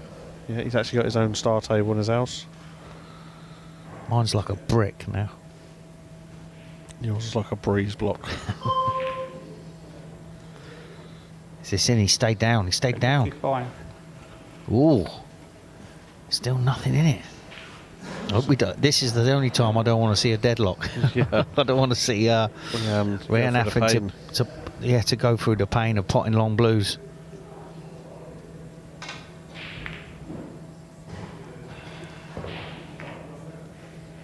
Oh, finally a nice kiss.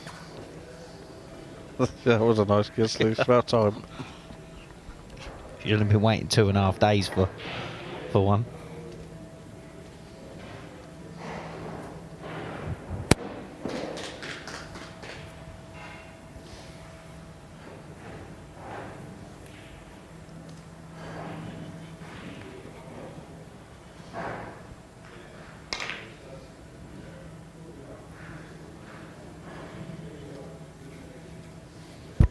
What a good shot.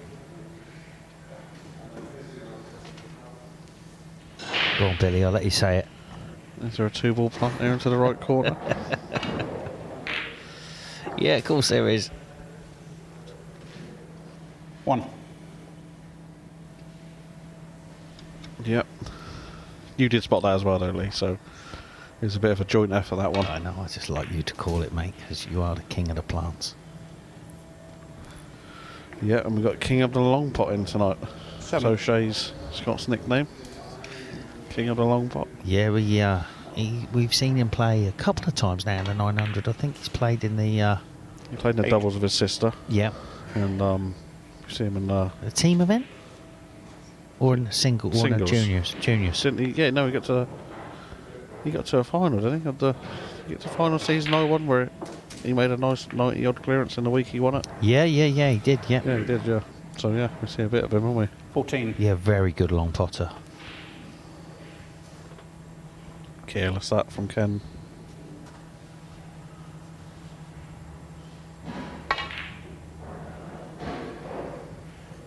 Doctor 14. It's got a little bit scrappy, this frame. But he has got a chance here, but again, it's another long shot.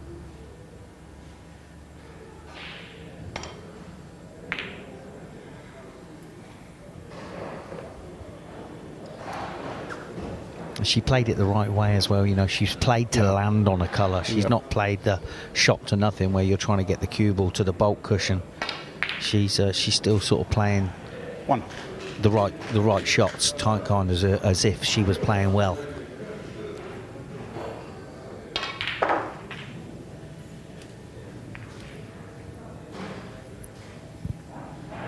Seven. So this red and colour. 8.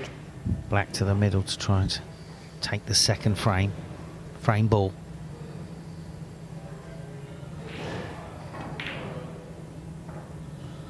Yep, the black goes in lean. It looks like it's going to be a 2-0 lead now. 15. Ken Doherty. Yeah, he's still in the hunt for third place, Lee.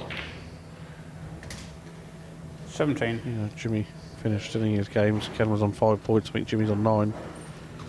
So Ken will need to have 100 and win the last 2 frames if he wants to secure the third 20. place spot. So it still hasn't finished then. There's still a twist.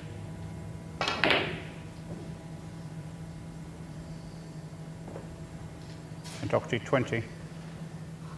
And Rianne stays in her seat, folks. So there we have frame 2 goes to Crafty Ken.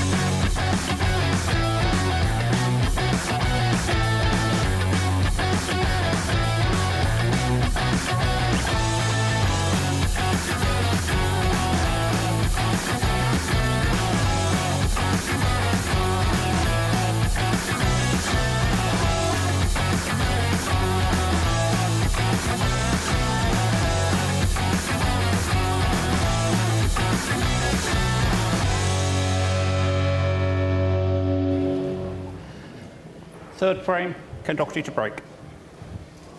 So welcome back, snooker fans.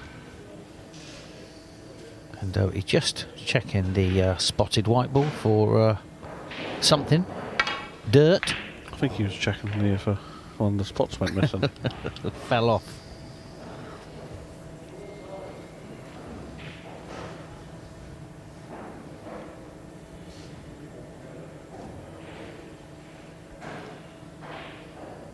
So long red attempt.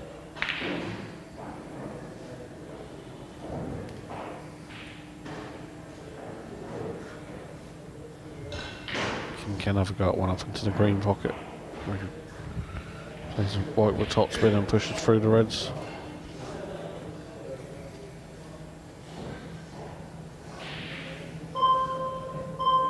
No, just the safety shot.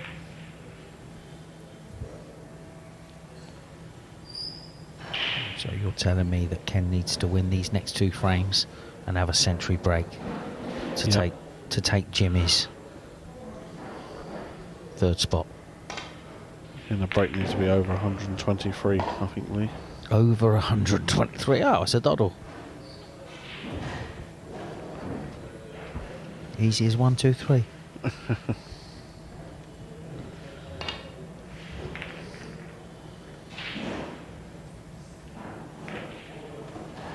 Doesn't look likely at the minute, though, Lee, the way this game's going.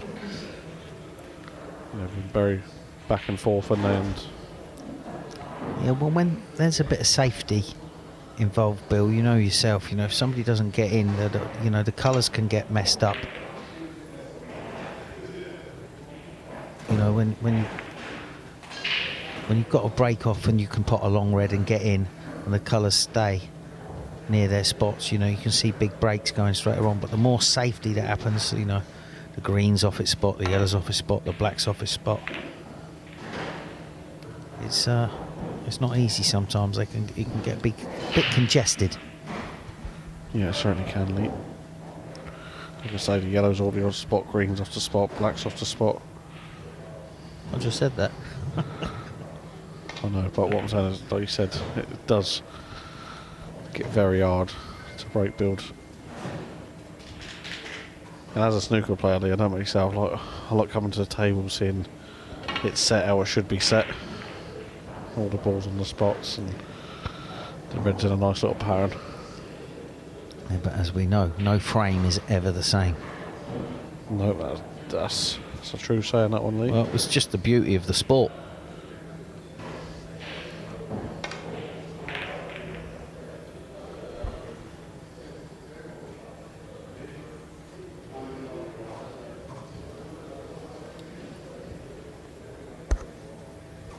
Ken gonna risk taking this red on and try and be on the black. Yep, it's worth it. Oh, see the side he had on that was the opposite side that he wanted. He was pushing too thick into the red. right. Straight away. If you watch that on the camera again, you'd see what I'm on about. So awkward cue in this left hand. She looks proper awkward there, does Rianne. Oh, yeah. It's just not helping, even playing with the other hand.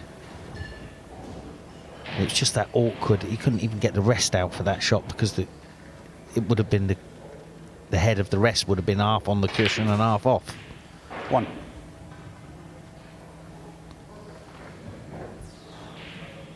But that last shot just knocked the black into an awkward position. Does the black go into the right black pocket, Bill, over on the overhead? I don't think it does, Lee. Ken's seeing if he can leave this red here above it with the rest and just cannon the red above the black here. Just drop onto it. It's risky though, isn't it? It's got a perfect angle though, Lee. I mean, he's perfectly on it, but no. Okay, so that doesn't go. Good camera work. I did say it didn't go. Yeah, like I listened to you. So dropping this dead weight. Oh, it's a great shot, Billy. That's what he's played. Just bring this black straight into play. Oh, gotta watch that red.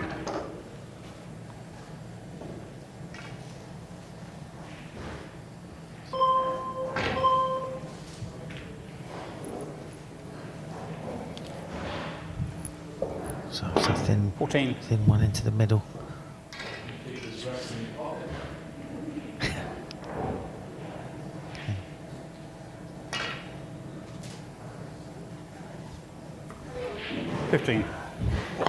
Just need to come a little bit more. It's not easy, is it, so far, this break leash for him? He's got two reds that go into this right corner pocket. There's a bit of a gap there, which he's played. He's nicely on them. Bill was definitely on one. 20.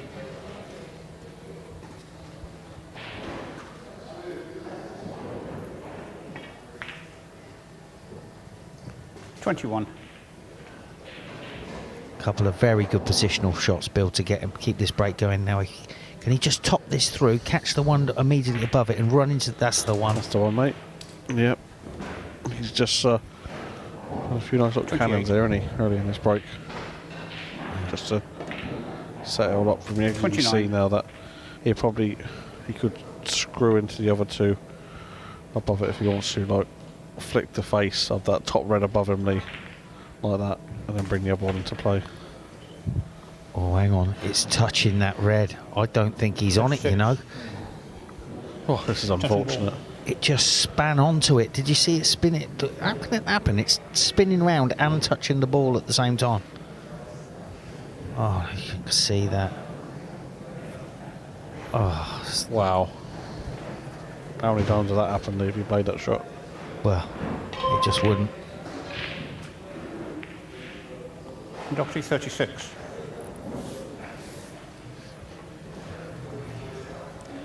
The frustration.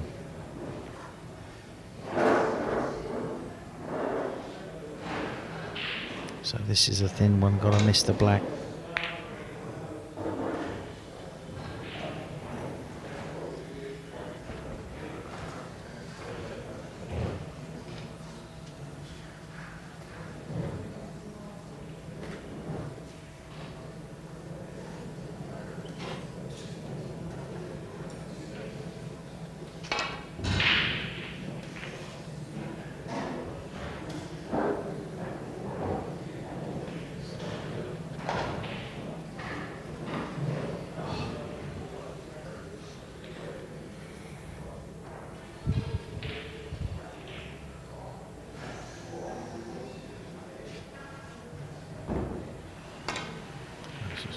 Oh dear.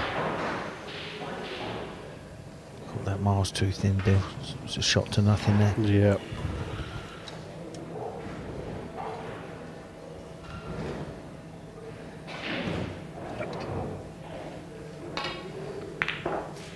Yeah, and that's what she left Ken there. She left that shot for him. Like I said, Lee's got that too thin, white, travelled up and down in and out of bulk. It's an opportunity now for Ken Lee to build on his established 2-0 lead. I think it goes 3-0 lead. He's got to go all out for the big under break in the last, hasn't he? Yeah, I mean, yes. I mean, he will know. 9.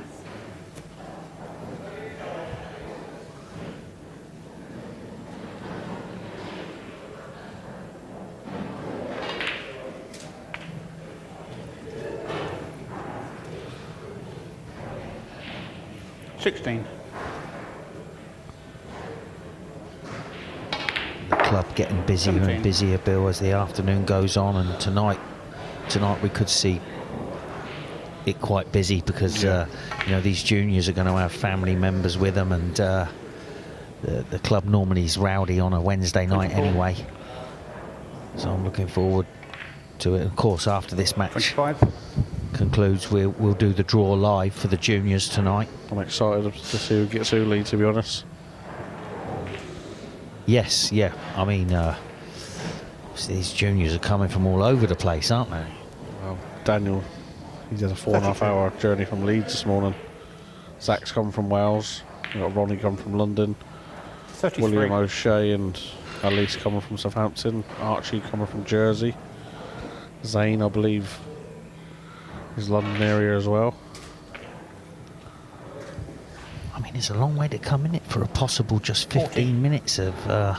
Well, you got to put yourself out there, Lee. Yeah, 100%. That's the thing, I mean, you've got to put yourself out there. where else can they try and play on TV 41. for? Well, and also, you know, it's exposure and all that for them.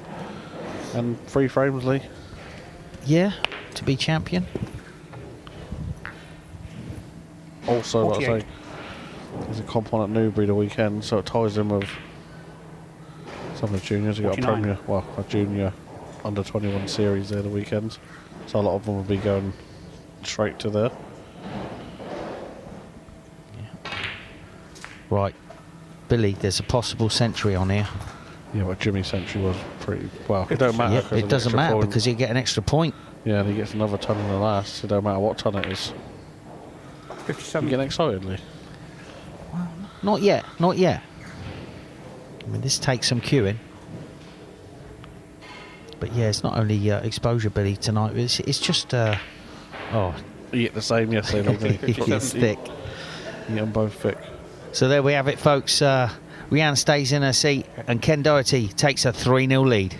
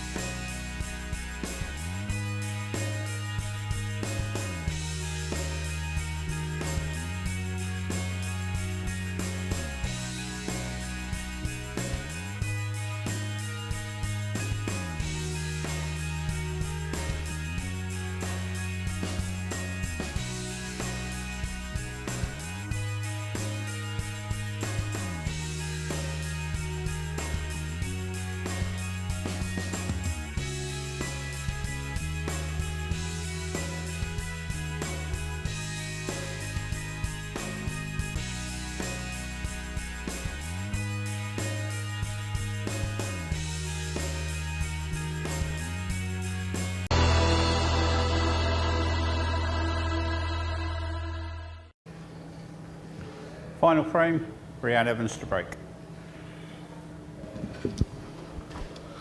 Yes, and welcome back. The last frame of this afternoon, Lee, in Pro Week, where Rhiannon's trailing Ken Doherty by 3 frames to 0. And for Ken now to jump up to 3rd place, he needs to win this frame with a visit higher than 123.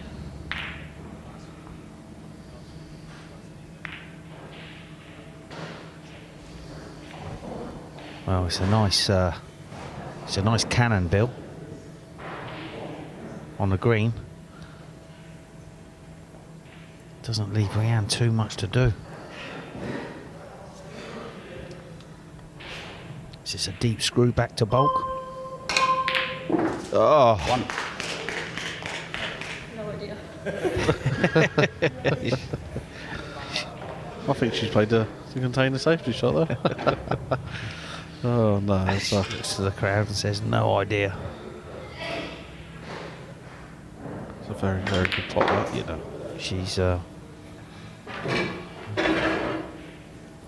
She's been a true soldier this week, though. You know, so many people might have just said, "Oh, that's it. I can't play and pull out," which would be a disaster for the whole league. But she stuck it out, Bill. Yep. Which is the hardest thing to do. Would have been easy to pull out. Yeah, it certainly was, Lee.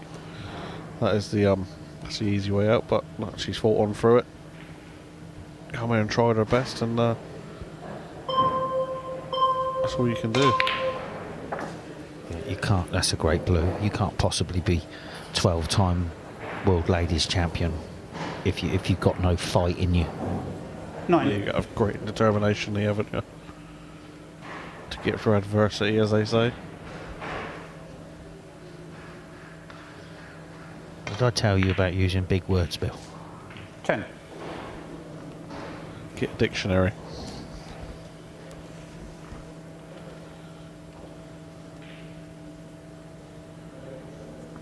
Be nice here to see Rhiannon make a nice little break here, Lee, wouldn't it? To finish it off. Finish the week off and with a nice little break from Rhiannon, that'd be perfect. Yeah, so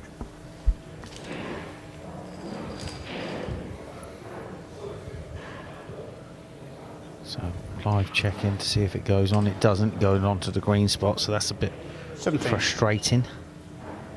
So it's not difficult to get onto the pink or blue. I'll leave the black there until the red's off the black spot. 18. Yeah, she's right. She's on this. And like I say, she's getting the rest out. That's fine, but she's pretty good left-handed as well. She actually, she gets a little bit bored of her practice, Lee. I think she actually has a game where she plays left-handed vs right-handed in her practice. Yep. Nothing wrong with that. Nope. Very handy on some shots, Lee. You know, with the rest, when you're very awkward on that cushion, and you got to try and turn it. Yep. If you can play left-handed, you can play shots that you're very comfortable. Like, you're not so comfortable with the rest. You can see her head shaking there, Bill. I mean, it's 24. Every shot is just an absolute mission for her. It was a great camera angle there just to see what she's going through. Yeah, she's going for it all this week. As you could just see, look, she's stretching there. It's keep running. Well, at least she's on one at the bottom of the pack. She's got 26. one below the pink as well that goes. Or she got this one on the black spot. All depends on how she's feeling. And there's a plant in that pack as well. 27. You don't miss a plant, mate, do you? Well, I think, not getting off the subject, Lee, but did you like my 4-ball plant the other day? Oh, Rhiannon the Evans, audience 27. is feeling for her just as she thinks she's settling in, but it's just every shot, Bill. There's nothing you can do when you're uncomfortable like that and in pain. Yeah, you got to feel for her, Lee. I think She's definitely going to be in the bath tonight with a whole tub of Radox. Deep heat, the lot. Yep. Everything. Or maybe an anti-inflammatory. And is there anything better in the winter's night leading a nice bath with a bit of Radox? hang on a It's Ken second. feeling Hang on sorry a for second. her. Hang on a second. Rhiannon Evans, 7. What's Clive doing here? I don't know, Clive. He's having a meltdown. It's all going on. It's all happening a bit quick for Clive. Ball in hand, stop the clock, please. Clive's thinking about his dinner.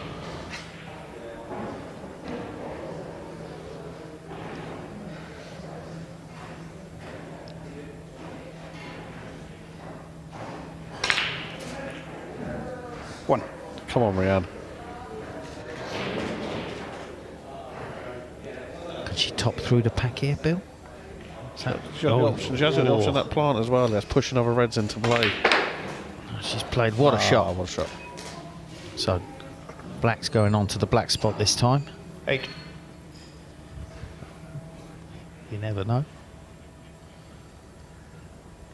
Yep. But I did call the winner this week, Lee. Probably was the obvious choice. 9. And Stuart. Yeah, well, that's what you do, Bill.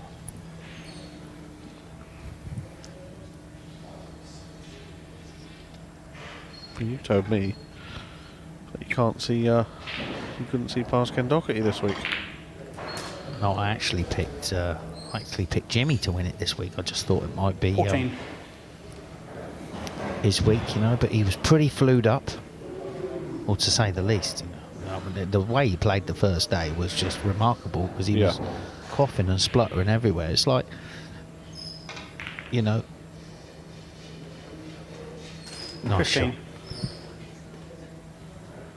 You know, they could have all pulled out because of things not going their way, couldn't they, this week? But, you know, they've... oh, no, it's just... Rhiannon Evans, just 15. too much. But they've all battled through it.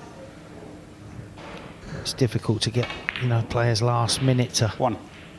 to fill these, especially when you've been advertising for these weeks to come on, and all of a sudden you turn up. It's your chance to shine, and you're either ill or you've got a broken neck. That's not a bad little kiss, is it? Well, this is not easy, Bill. No, but you got a chance if it goes in. And he is 42 behind. And it's in. 7.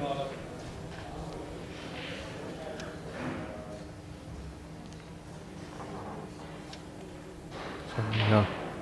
He'd like the cannon he's read, wouldn't he?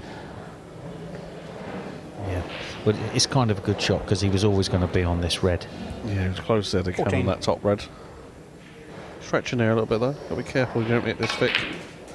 15. Played it nicely, isn't he? Yeah, beautiful. On and off now. He's picking up the pace. He doesn't have to. He's got 7 minutes. It's only... Does he need the cannon though? He's played the cannon, yeah. Because he had a look a couple of times. He didn't give us a clue whether it was on or not. 22. I suppose you've noticed something with Ken this week, have you? You know, as you're always glued up to snooker players, and Doctor 22.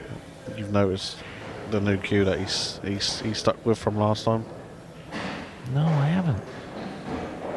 He changed to a new cue, didn't he? I think it could have been at the first one he come here with when it was opening night, and he still got it.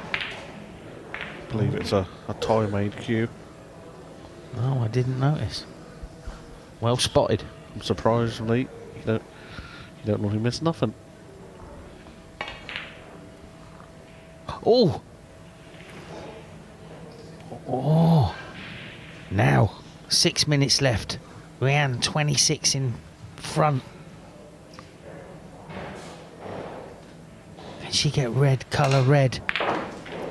Oh, slow down. Yeah, she's just over it, that one. So, Off the blue in behind the green. does she play the long blue?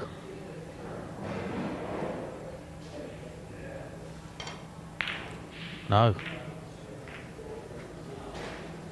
Oh, she's Evans, managed to 1. get snooker. She got the snooker, put the blue safe, put the pink safe. Well, the blue's not that safe if you're in behind it, but...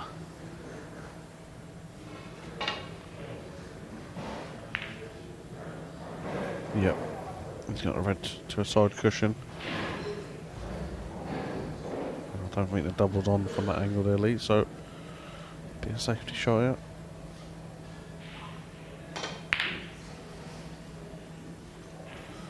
But that wasn't the best of shots, Lee. Send this red towards a pocket. Hang on.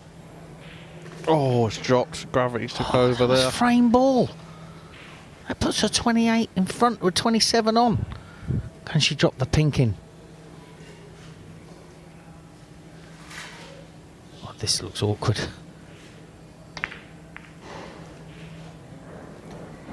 Trouble Yeah, is, 11's one. still a lot of time there, Lee, and you can see Ken getting a snooker. Can he get in behind the blue? Or even next to the pink?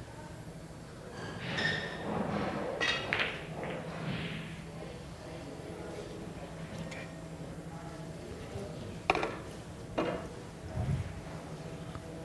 4 minutes left. There is time, Bill. We don't see it happen very often. So there's just an up and down for Rianne.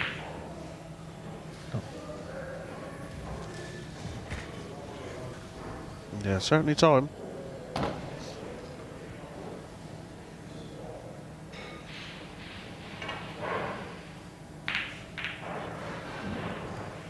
That's not going to help these scores, though, Lee. No.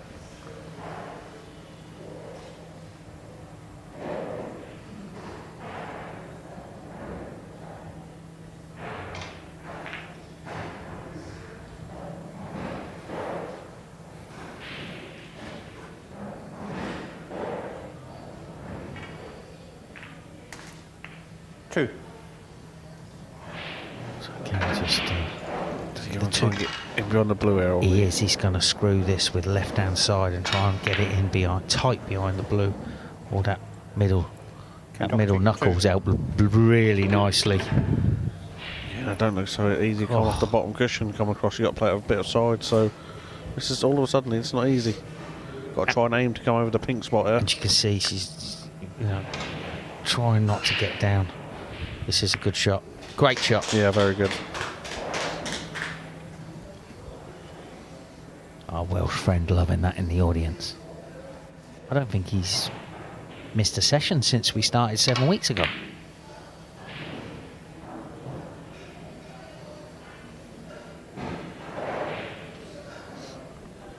Just roll us over the pocket, Lee.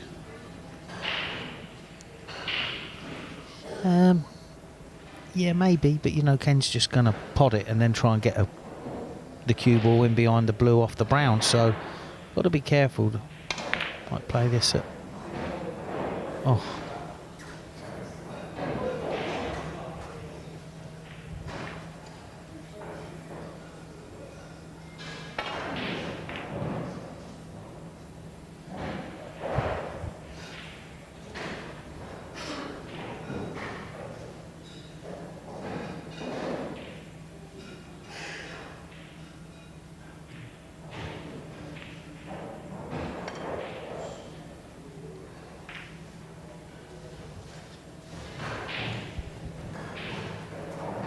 So Billy, have you got a, well, Ken's trying to play for a snooker here. After he's potted the green. That's what we thought we might do, is play off the brown in behind the blue. So have you got a favourite for tonight's junior?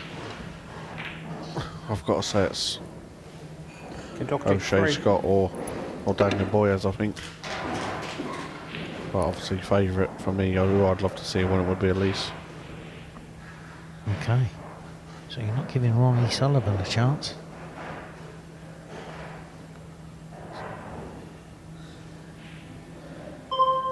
Oh, this is dangerous. That was dangerously playing it that way. Kentucky 4. How'd you get over to the blue? One hand. Stop.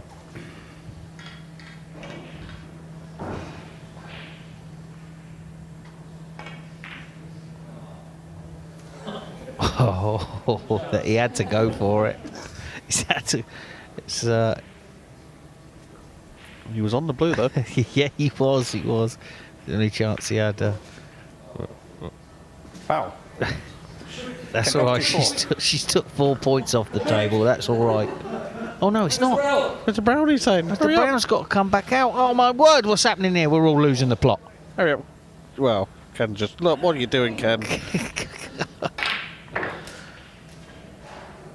4. Seconds. Oh, if this goes in and the pink goes in, we have a blue ball shoot-off. 9. We got a blue ball. No way. We got a blue ball shoot-off. No way. We have. Don't foul, Ken. No, he's going to hit it. No, don't foul it, because it's tied. It's tied. We got our first deadlock. Hang on a second, folks. It's a deadlock. A deadlock. It's a blue ball shootout, folks. We've got it, Lee. It doesn't get more exciting than this. Who broke that one? Oh, my word. What has just happened? Everybody was getting ready to go home. Rianne, you had the choice of whether you play first or second. Oh, Lee. We've got our first blue ball. Dave Clark is absolutely sick he's not here. Oh, look at her head shaking, Billy. It's such pain. Oh, have some of that. Have that, Kenny boy. So, 1-0 to Rianne. She put the pressure on. Ken chooses to play from the green spot. Oh, he's cleaning as well. He's cleaning it. We got a game on. She was trying to put the pressure on. 1-1. So Ken says he could be here all night, Billy. Oh, he won't be. Could be.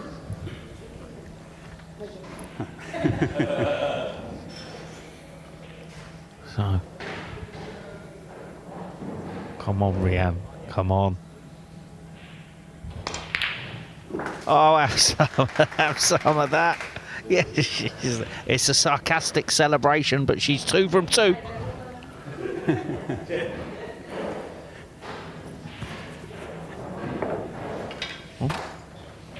Clive throws the cue ball at him. Hang on, Clive, just checking the cue ball's in the D. Just walking down in front of his shot, Clive. Hang on, has he put it in the D?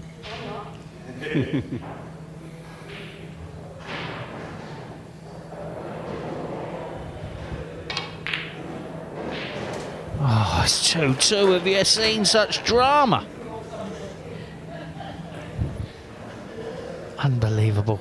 What a way to finish the day. Yep, this is what the 900 does, Bill. Yeah, it's nice seeing he's so far. He did not look like missing. I mean, it's just nearly takes her a day to get down on the shot. Oh. So here we go. This is winding Clive up there. The thing is, flukes aren't allowed unless it goes into the pocket you were aiming. Is that right? I'm not so sure, Lee. I'm not sure. I don't think flukes are allowed unless it goes into the pocket you were actually aiming at.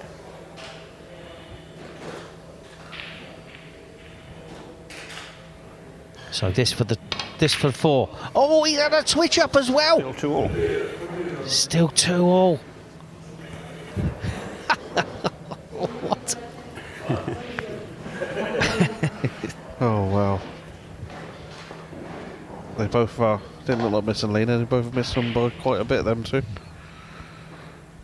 All this for a little bit of extra fuel money. Oh, she's slightly one back. Pressure back on Ken.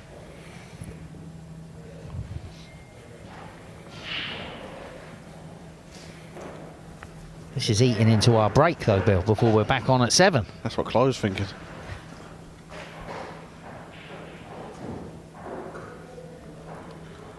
Is he going to go 3-all, Lee? Of course it is. Oh, bang in the middle. This is 3 each. Is there a rule? Can it keep going? What happens? Can it just keep going? Go all night, Lee. No, there has to be a rule where after 10 pots or 10 goes, there has to be some sort of other rule comes in.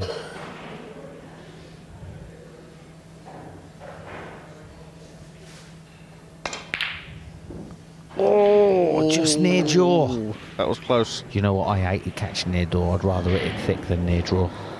Door or draw, Lee? Which one? Which one did you Jaw. hate? Give me 3 chances. Jaw. Help it. This for the win. Oh no! They both hit it thin. So every time they've missed, they've hit it thin. Yep. So, but it's an easy. I think. I'm not saying it's an easy fix, but I'll be surprised if this is thin.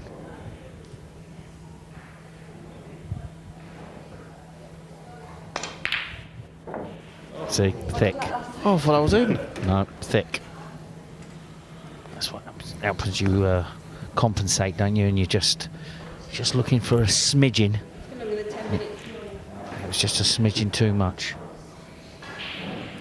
So this goes in, or Ken, it's this thick as well. Yeah, here we go, Ken. It goes in, so there we have it, folks. What a way to finish today. They have a little cuddle. Watch her shoulder, Ken. Gee, what's he doing? Wow. So there we have it. Ken wins the deadlock with the long blues, and he wins 4-0.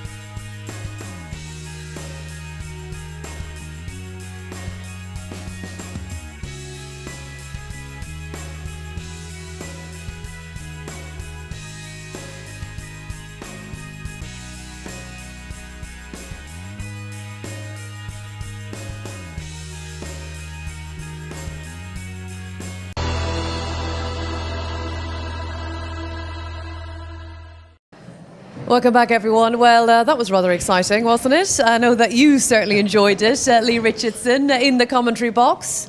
Yeah, I mean, we've been sort of waiting all season. I mean, David Clark's been, our other presenter when you're not available, he's been itching to see a deadlock with the long blues. Well, I'm sure he's been watching today and enjoyed it as well. As we all have. But, yeah, you just didn't see it happening because, the brown was over the hole and then all of a sudden she followed it in and it was... it was just... It was all happening. Well, a lot happened in that last frame, didn't it? Because I think at one point Ken needed a snooker, which you don't see that happen very often. So it all happened, didn't it, in the end? Absolutely, and for a match that didn't have an awful lot of consequence on the league, we had our fair share of drama. But to be fair, lovely embrace by the two of them at the end, Ken and Rianne. They're proper ambassadors for snooker, aren't they? And it was brilliant to have both of them here. Yeah, it would have been very easy for Rianne to sort of throw the towel in when she got it, because I mean it's when you can't get down on the shot, you can see her trembling with the pain. She fired in a couple of those blues, all right, though, didn't she? Yeah, but even when she got down for the first one, you could see the head was shaking. Yeah. It's a horrible position to be in, but she's a true champion by just fighting it out. Brilliant. Let's take a look then, conclude the league this week, and it's congratulations to Stuart Bingham, 15 points ahead of Mark Davis, who finishes in second place on 11, Jimmy White on 9, Ken Doherty with all of those points there, and 9 of them in total, and Rianne Evans, great sport this week, the 12 times women's world champion, and top work, well done to Stuart Bingham, who was... delighted with the trophy, as he is with every trophy. I'm not too sure if he's going to have a 900 tattoo or not. No, Neil, I was thinking that new tattoo. Yeah, look, what I like about Stuart is he plays all of his snooker exactly the same. Wherever he's playing, he wants to win. And it was good to see him, wasn't it? Absolutely. He did well this week. It was all round, on and off the table. Yeah, razor sharp, these guys and women, of course, ahead of the UK Championship. Rianne's got Peter Lyons later in the week, so hopefully she'll be able to get any of those issues resolved. And Simon Blackwell will be waiting for Ken Doherty. Yeah, I mean, Stuart is sending me voice messages driving home. He's playing Chipmunk, Champion, all down the phone to me. I'm thinking, what's he doing here? I'm listening to the radio, then you hear it come in. Champion! It's like, what is he doing? He's also got those glasses that can video everything behind the scenes. So if you do have a chat with Stuart Bingham, be careful what you say, because he could be recording you. He's right, yeah. Yeah, on his socials. I haven't actually seen it, but you were saying that I saw it. He's got He's done a behind the scenes sort of thing. Yeah, he's he's obviously got a lot of spare time on his hands when he's not playing snooker to drive Lee mad and all that. Champione and all of that fair for play. Bull Run Bingham then, top of the league. Right, let's take a look back on that drama then. Our first deadlock ever on Pluto TV. We like to call it the penalty shootout, don't we? Well, I mean, you were in commentary. I thought you were going to combust at one point because, there was a pot each followed by a miss each. When Ken did miss them, he hit them quite thin like that one, didn't he? Yeah, well, they both did. And it's and when you come back, when I'm not sure if this is going in, no, but I thought when that you was come in. back So close. and you've made the correction in your mind, you will hit it thick rather than thin. Yeah. So and then we knew Ken was either going to hit this thick or bang in the middle as it went. That's right, so yeah. It just seemed that destined that Rianne was just never quite going to get that frame, was she? With that last frame, the way it all unfolded. Yeah, well, listen, they've done their best to entertain us, and that is it, the league. So a deserved winner, I think, all things told, and Stuart being the best player. Definitely. I mean, Jimmy was under the weather, Rianne was under the weather, but Stuart was class. Okay, right, well, it'll be time tonight for our youngsters to shine, and after the break we'll be doing the draw. We'll have an 8-player knockout, all about the up-and-coming stars of the future, so we can't wait for that. Do join us on the other side of the break. We'll see you very soon.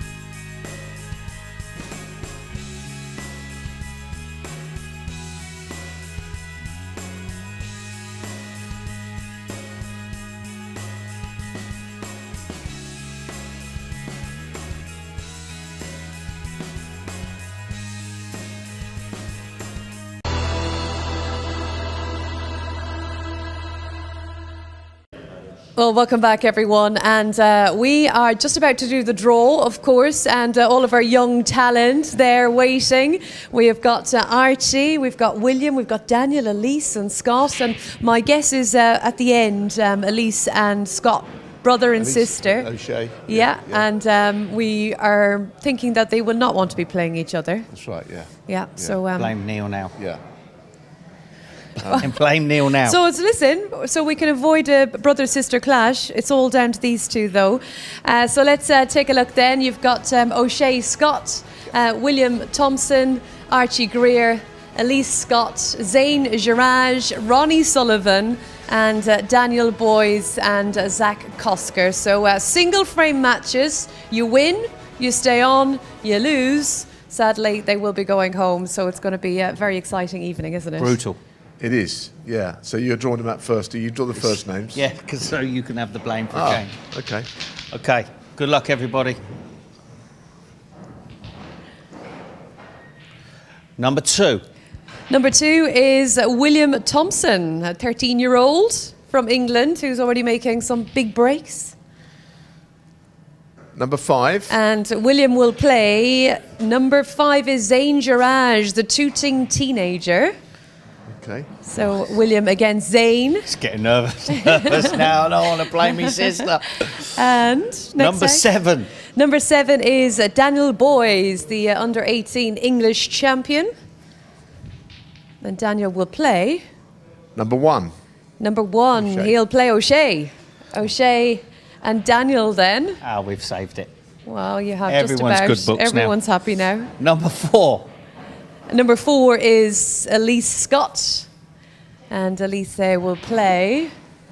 Number 3. Number 3, Archie Greer. Yeah, he's nodding. Interesting. And finally, 2 balls left. Number 8. Number 8 is Zach Kosker from Wales. 20-year-old, plenty of experience, and another very experienced player in Number 6. Number 6. Thank you, Neil and Lee. So Zach Kosker and Ronnie O'Sullivan. Ronnie O'Sullivan. Do you know, it just rolls I off. don't think he should be in it yet. I think he's probably too experienced. And he's Do won you a know little what? bit too much. It just rolls off the tongue, He's- though, doesn't it? Very much so. Yeah, thanks though for picking me up on Well, that. you know. Just in case anyone thought that Ronnie O'Sullivan would be playing against the other junior players. Right, we've avoided that, haven't we, Neil? The brother-sister, which is great. I think that's nice. I don't think it would have been, the draw is the draw, but had they met, it would have been a little bit of a shame. But anyway. Okay. Right, we're going to get Howard and Archie in. Can I quickly get a little reaction over here as well? O'Shea, we know that you didn't want to play your sister. What do you make of your draw? Of my draw now? I don't know, it's going to be a tough one. You know Daniel, right? Yeah. Have you played him before? Yeah, I have played him many times. Is there a right rivalry already there? Yeah, I guess so. How much are you looking forward to playing on Pluto TV? Yeah, I'm excited, yeah. Yeah, it's going to be good. Good fun, yeah. All right, what about you, Elise? How are you feeling? I'm feeling good. You're a bit of a late call-up, but we saw what Mark Davis did. He wasn't expecting to be here this week in our Pros Week. We weren't expecting you, so it's great to have you. How's the preparation been? It's been good, yeah. All right, well, we wish you the best of luck. And Daniel, he's gunning for you. William, we'll see you later. And we have Archie in. How are you? Good. Yeah? You were nodding away there when you heard you were going to be playing Elise. Do you know all about her? Yeah, I've played her before in Chandler's Ford. Oh, right, okay, fair enough. So we're going to have a rematch, and we've got Howard here as well. And, an early start for you guys this morning from Jersey, 4 a.m, I'm told. Yeah, 4:30 the alarm went off, drive up to the airport, flight to Gatwick, train down here. Wow. Long day for us. Yeah. That's dedication, isn't it? Dedication, that is. It's exciting fantastic. times. Now, Aaron Canavan, he's a big fan of yours. Does he help you a lot with your snooker? Yeah, he's been given about 5 hours this week. 5 hours this week? Just 900. All right, so you must know the rules now, right? Yeah. Right, what are you going to be really thinking about today? Not fouling. Good, that's a good start. Anything else? Not missing. Not missing, yeah. Very sound advice. Yeah, it is, yeah. You should have told some of the rest of them that were here in the last couple of days, Yeah. those things. No fouls, don't miss, and don't take too long. Yeah. Are you a quick player? Yeah. How much have you practiced for this? 2 weeks. 2 weeks, Yeah. all right. And it started from a very early age, Howard, I'm sure. It did, with a tabletop pool table, just tiny. And then he's mastered pool, Mhm. and then he went on to snooker with Aaron's help. Yeah. So, he's enjoying himself. Looking forward to this. How did you get? Are you a player of snooker? Never played that at all. Okay, so Just- how did you kind of get? How did you get into the game? Um, Because usually, I mean, obviously, my dad was involved, and that's how I got involved, and that's a lot of the time the case. We used to watch the World Championships every Yes. April from Sheffield, and then just one day, just out of nowhere, we're in town in Jersey, in the main town, and he said, "Can you show me the size of a full-size snooker table?" And there was a gentleman in there, and he says, "Come back next week and teach him how to play pool." Yeah. A year later, he says, "I can't teach him anymore. You know, I'll put him in touch with Aaron, Jersey's Yes. best snooker player, and Yes. the rest is history." Yeah.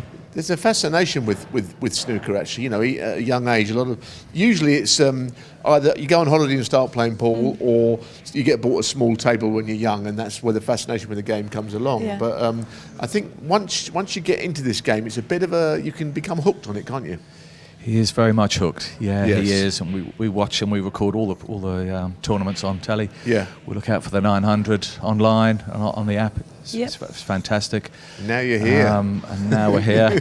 Yeah, it's great what Jason's been doing. Yeah. You know, Yeah. especially inviting us all.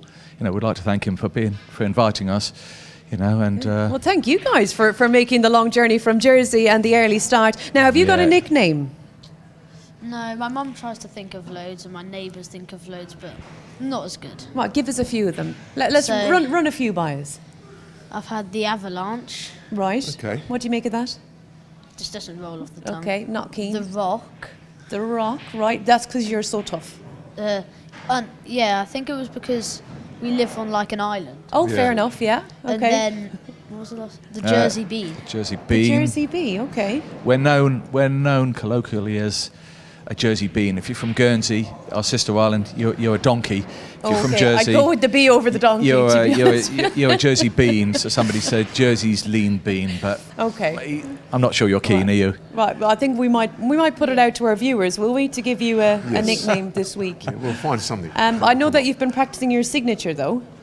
Have I? Yeah. So I've heard that you can. Yeah. Because you're going to be famous, aren't you? And my neighbour constantly asks for it. Do you? So you've Yeah. got a big fan base then in Jersey. Yeah. Yeah. I do think that Aaron Canavan is a really good person to be helping, because he's a very experienced player, really likeable, and he's good, and also he just seems to know a lot about the game. So I think you're in good hands there. If you're getting help from Aaron, that's a good thing. Yeah, we're very lucky. He's Yeah. Jersey champion, the Channel Island champion. Sure. He's a real player. Yeah, He's, top he's player. been to the final of the seniors Yes. a couple of times, won it once. Yeah. You're a great guy. Very patient, very top man, you know. Yes. And yeah, we're very lucky. He constantly tells him to slow down, though. In practice these last couple of weeks, he's been telling him You got loads of time. That 20 is seconds. something- 20 loads of seconds time. is a long time. That is something that actually that happens when you're young and very eager. You know, I can remember my dad saying to me, "Slow down. You know, there's no rush," and that is good advice. But what Aaron Canavan doesn't know about snooker is not worth knowing. He knows it all. He's a very Mr. Snooker. So that's good. Good, Okay. safe hands. All right. Well, listen, we'll wish you the very best of luck. We'll say goodbye and we'll see you tonight. Play well. And we'll bring Lee back in and you. Good we'll luck, take Dad. a look. Thank you so much, Howard. And we will maybe get a recap on the draw just to bring How our many mics viewers do I up to need? date. I don't know Well, how many yeah, maybe, microphones yeah. we need. Anyway, there you go. It's live TV. William Thompson and Zach Cosker, Daniel Boys and O'Shea Scott, Elise Scott and Archie Greer, and Ronnie Sullivan played. You're still laughing at me calling me Ronnie O'Sullivan. Well, aren't you? I mean, I just can't help myself, really. Zach, you know. Ronnie and Zach. Yeah, that's right. Yeah. Yeah. Listen, I think that watching juniors play is going to be great, because they're all talented, and it's one of these things, right, where in a few years you say, "Oh, I remember this individual played in this event, and now look, they're, either the world champion or women's world champion." You Yeah. just don't know. Interesting with the nicknames. I mean, they're kind of things like, you'd be thinking about in your teens. I think I have O'Shea, King of the Long Pot Scott. Is that right? Hold on, let's quickly run over. Is that your nickname? Yeah. Who came up with that? I think it was my uncle, or my coach. Can't remember, one of the two. Yeah. You better be pulling off some long pots then, because you've got to live up to that, right? I'll try. Yeah. What is the best part of your game? Probably long pot, to be honest. Yeah, I don't know. Yeah. What's your highest break? 132. Yeah. Recently? Recently, yeah, like a month or two ago. Yeah. Yeah. Fresh from a 132. Okay, we can. Blimey, We can 132. yeah, we can That cope would- with that. And he's that- good at long potting with a nickname like that, O'Shea. No one made a 132 on this table this week. No. Even Bingham or anybody. Nicknames. What was your nickname? I tell you what, you're good with kids though. 'Cause I was having a little cry behind there nearly. I was welled up when he said, "Oh, don't miss." You know, it was like you're good with kids. I'm not that good. I want to see them all slamming in long pots all night. I want to see that. I We're want to. definitely We want going to see talent, and that's what it's all about. I hope This everyone is the gets a platform. chance, Yeah. you know, to get in amongst them. And what was your nickname? I didn't have a nickname, you know that. There's no nicknames. I'm from that old school, you know. No walk-on music or anything back then. It's all in black and white. Huh? Okay, have we got the draw updated? Yes, let's just remind our viewers again. This is exactly how it will play out. William Thompson and Zane Girage, Daniel Boys and O'Shea Scott, and Elise Scott against Archie Greer. Zach Kosker up against Ronnie O'Sullivan. And just to remind you... Done it again. It's Ronnie Sullivan. Stop it. The youngest player is 11, and Ronnie Sullivan is 20, along with Zach Kosker. So that is kind of the age difference with our junior night tonight. Yeah, I'm looking forward to seeing. Ronnie O'Sullivan? No, not Ronnie. I would like to see him, but no, I'm looking forward to seeing Archie play because, like, Aaron texts me a few times and sends me little videos of him, even though I've got to speak to the dad and tell him to stop videoing the ball going. We want to see his cue action, so we want to see, you know, keep it on. And I think, don't listen to Aaron, because he never goes for any. He's just like, you've got to go for some in the 900. I've just said, like, Aaron is all these great things. No, you don't listen to no, him. but he is mustard when it comes to technique and stuff like that. But, like, don't play the game like he plays. This is a 900. You've got to go for a few. Yeah, exactly. So, and plus, I've got to wind him up a little bit They'll be because I know going he's for watching. everything tonight, that is for sure. Going for glory, and glory for yourself with the tipster challenge. Well done to Neil. Yeah, and well done, Lee, Neil. you can pull it all Well done, back. Neil. You can put it all back. The guys will be here from 7 o'clock, and our junior knockout competition as well for you. We're going to leave you with the highest break of the week and our champion, Stuart Bingham. One shot. That's a nicely played shot there, Lee. Yep, judged the cannon well.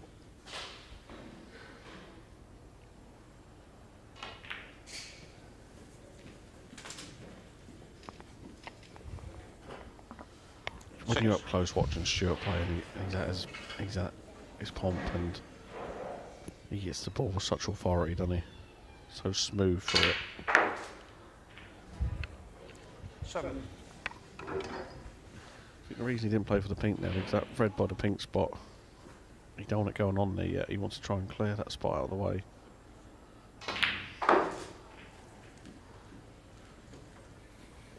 This looks a good positional shot. It's a nice shot. He might even decide now to screw across the face of this red to push that away from the spot to bring the pink into play. 13.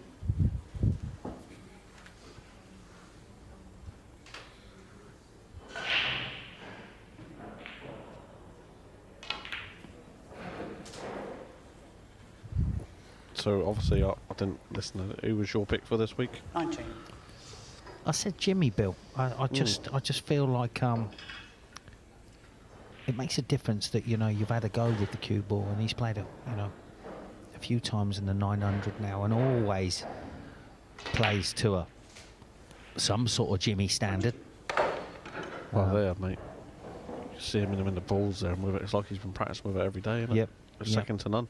So I can see where you're coming from with that. You know, my pick is this man at the table. That's only because 26. I just think I still think he's a top 16 player. Yeah, I mean, that goes without saying. I think every player goes up and down the rankings a little bit, don't they? I mean, or do they just number one at 20 years and then just fall off the ranking list at the end? They don't do that. It's just so hard now, the game, Lee, innit? You look at the players, the standard. These boys nowadays, you don't turn up to any comp and meet. Oh, you say I've got a nice short way in the first few. Do you know what I mean? You haven't got it anymore. 33. Especially at the top end of the pro game, Lee. It's just so So cutthroat. These lads are all capable of turning up and winning comps. Look this year on the Pro Tour, 10 comps, 10 different winners.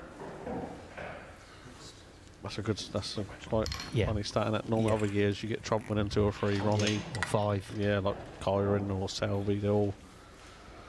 But now this year you get so many different finalists and different winners. There he is. He's heard his first beeps. Oh, I didn't expect that to drop in.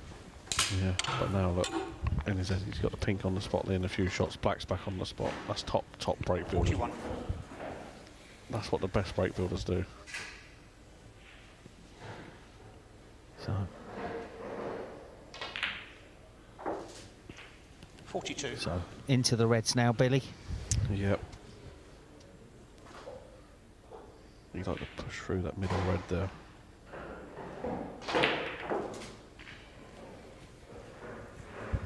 Oh, it's not the best split in the world, is it? Oh, I thought you might have played that. This is a bit more pace because. Well, I mean, he's unlucky. Of course he is. Yeah, he's unlucky because the reds are split perfect. I mean, this is not easy if you're taking this to the middle. Oh, what a shot, Stu. 50. beautiful. Not bad today. Not going to see another 100 break, are we? Well, Stuart had that in his head. Grand Slam. Because he knows Jimmy's on 6 points. He's well aware of that. Yeah. The Grand Slam. When you hear us talking about the Grand Slam, folks, we're on about 4 frame wins to give you 4 points with 4 centuries 58. to give you 8 points. That's what we're calling the Grand Slam here at the Snooker 900 on Pluto TV.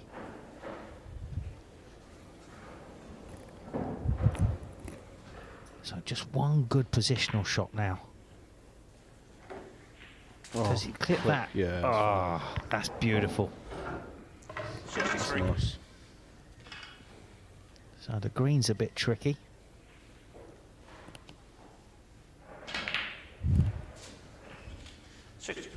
Clive just checking for the foul on the shirt, but the new slim line Stuart Bingham, no danger of foul in that green. No.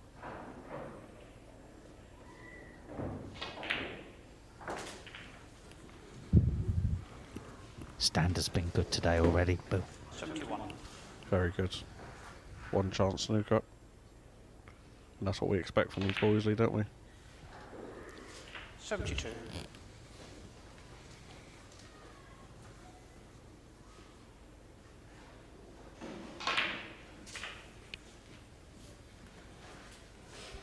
can land absolutely perfect on the pink here to drop in behind that red. You can drop in behind the red here to either to the middle or either corner, whatever he decides. Lee. Whatever shot he decides there, you can just stun it across the face of it. You can land in it to the pocket he's playing this pink in, which he has. You can put it anywhere there. yeah. So it's the green that's looking the tricky ball, Bill. I mean, this still takes some potting, this red. It's not a gimme. Yeah, the thing is, with the green is you can leave yourself a bit of an angle on the yellow. 87.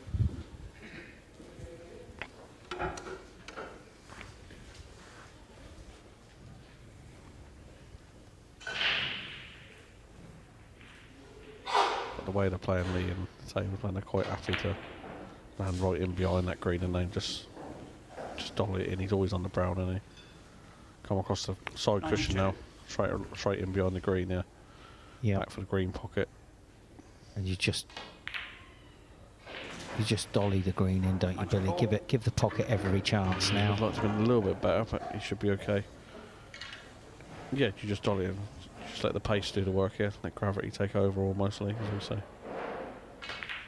Here we go. Beautiful. 97. Beautiful. Lovely break this is. The brown for the century, Bill. That means that 3 today so far. And then we have it, Lee. Stuart Bingham. That's the 3rd century of today. And the Grand Slam is on again.106.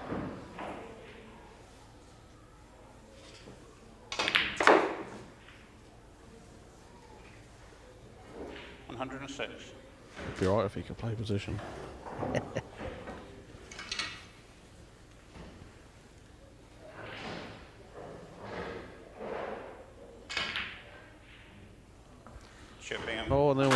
there's a lot. Hi everyone, just a reminder, we're back at 7 on Pluto TV for some more snooker matches.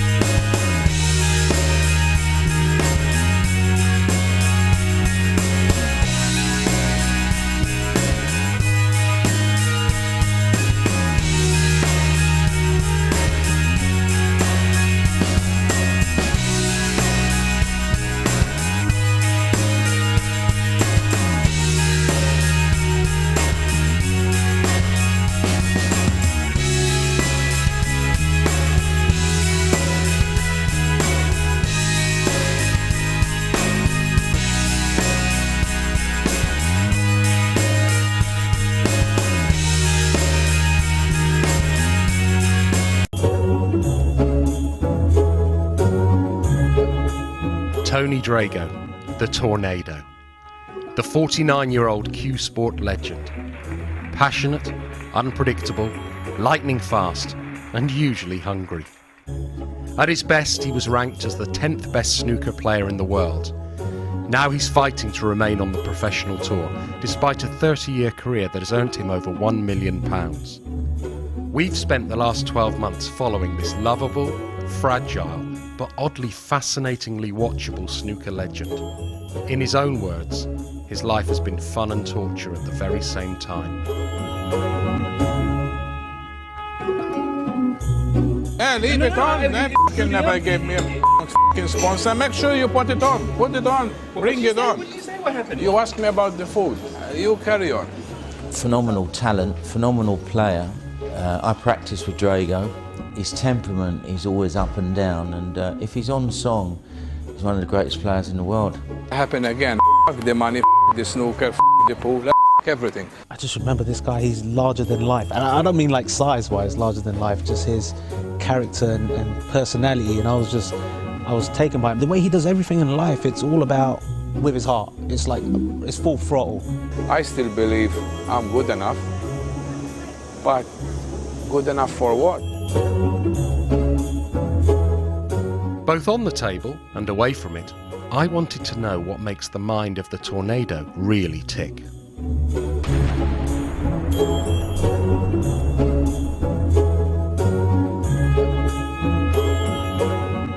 I was never top 8, I was only provisionally top 8. I was 10, my highest ranking. Listen, I admit it, I underachieved by my standards, but when you look in that where I come from, you know, I mean, it's not like when I started, you know, I had to leave the country at a young age. First 10 years as a pro, all right, I was there, but I wasn't there really because I was getting homesick. I wish I liked Britain then as much as I like it now. And if you look at it, for me, you know, to come from a small country on my own, to survive this long, gone in the top 16 4 or 5 years, gone in the top 10, like I said, trophies-wise, I underachieved by a country mile. But hey, when you say you underachieve, when you stop playing, I'm still playing, and you don't know what's around the corner. And on Stephen's team, the fastest queue in the world, would you please welcome from Malta, the Tornado, Tony Drago!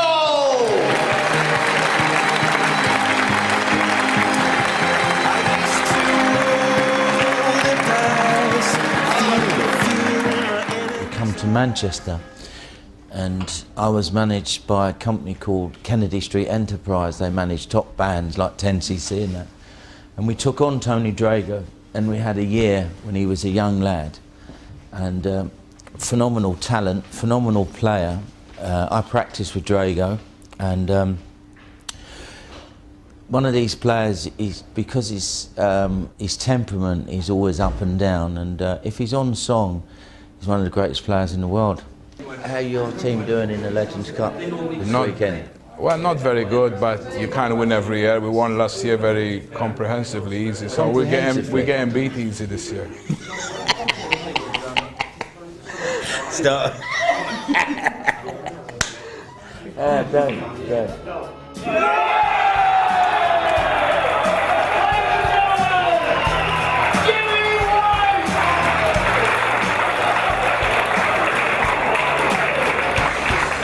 I love snooker. I was ready to go to Afghanistan to play snooker, never mind to England.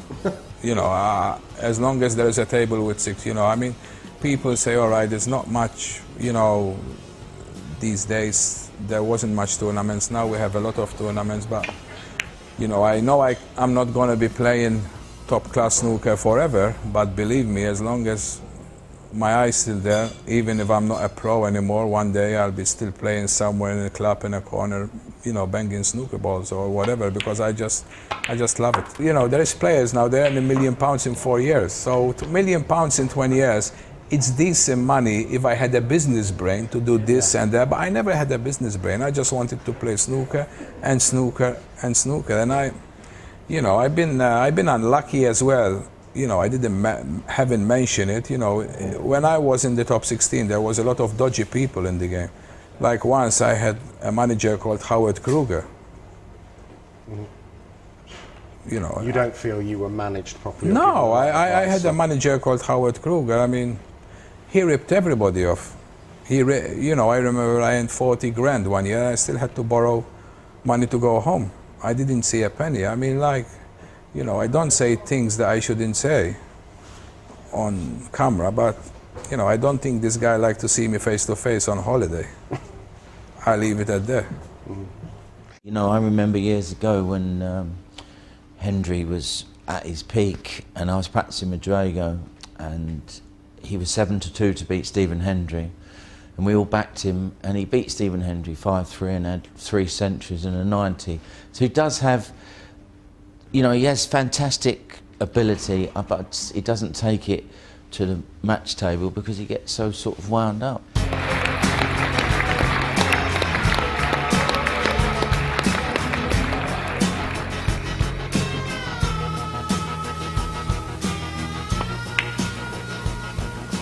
87.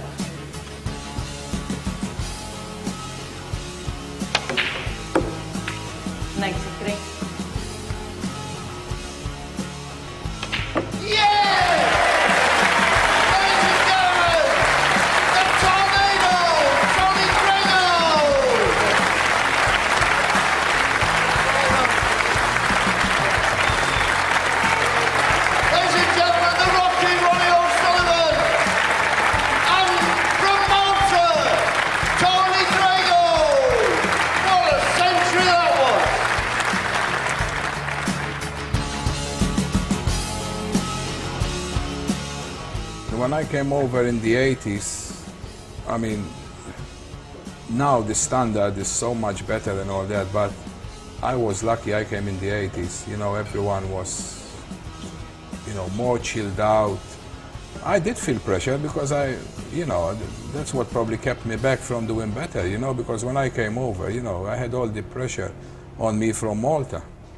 You know, you need to do this, you this. When I came over first time, in 1985, I seen a page, the next Jimmy White, then on the next page, the guy who's going to stop Steve Davis. I mean, these guys, I'm looking up to them, and I just learned from Malta, and I'm, whoa, and myself.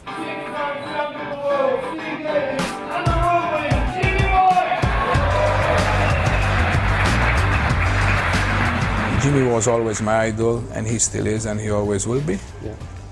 You know, Steve, I just respected so much, you know, fantastic ambassador, fantastic player. Still now the hardest player I've ever played, even with the Henrys, with the Ronnies. Ronnie, I'll say, you know, Henry will always be at the moment, because Ronnie's still going on. He's officially, Henry's the best winner, and I think Henry's mentality, I will put it up there with the Phelps, with the Woods, with the Federer. Ronnie's, you know, the best player I've ever played against, but Steve Davis, and put John Higgins there as well, you know. But Steve Davis is still now, with all the players of now, Steve Davis is still the hardest player I've ever played. It's impatience, but the only thing I could put in it, I mean, when, you know, used to be in Malta young, no money, you used to put 10p for 20 minutes. So we don't have many, we didn't have many 20p's those days. So, you know, the quicker I play, the more I play. And it stayed with me, I guess, when I came here. Because, but it worked, it worked, you know, because, you know, I dropped down the rankings now, you know, I'm in my 70s. You know, but because I play like that, I still earn a few quid off the table, and wherever I go, everybody knows me. I mean, there is other players, I'm not going to mention any names, they did more better than me in the game, but if they stop playing on a Wednesday, nobody know who the hell they are on a Thursday. So by playing like the way I play, it kept me carry on. This year, Dennis has asked Jimmy White to lead out the England and Northern Ireland team, and and Clint is relying on the fastest player in the world, Mr. Tony Drago. So at the end of the day, if you say to me you'd rather be rather slower and win more trophies, I'll take the rather slower and win more trophies. This game is all about winning. Now I'm involved in your thing, the Legends thing, which is like gave me another place, a new lease of life, and we'll have fun. We earn money out of it. Stuff like that, other exhibitions, I'm happy. I remember in 1980, Jimmy won the World Amateur in Tasmania, and he beat Joe Grech in the semi-final. I remember Joe Grech doing an interview in Malta, say it's like watching Mickey Mouse running around the table. And then I managed to get a tape of Jimmy and watching him play. And that's where my love for Jimmy in the game started, when I seen him play, because I tell you what, I don't think he was ever as quick as I am, but he wasn't far off. He influenced me big time. I must admit, when I was young, you know, our local players influenced me, like Paul. Paul started all off for us, but I wanted the other step. And when I seen like Jimmy playing and all that, I said, well, I like that. You know, and then I started getting, you know, those days it wasn't easy to download everything. Oh, if you go into England, can you get me a tape of Jimmy White and all this? So you rewind it 150 times and all that. So yeah, I'd say Jimmy was the biggest influence on me, without a doubt. This is going to be the first in our series of Tony Does New Things. Tony Drago is now officially on Twitter. He is joining the social media. So Tony, we set you up this morning with a picture from the Legends Cup. Tony Drago, his Twitter handle @Tornado Drago. Yeah. Multi-snooker and pool player. Already, without even sending everything, there's 25 people following you. So now we're going to send our first message to your fans. Yeah, welcome to my fans, and hope you keep following me. Just press it.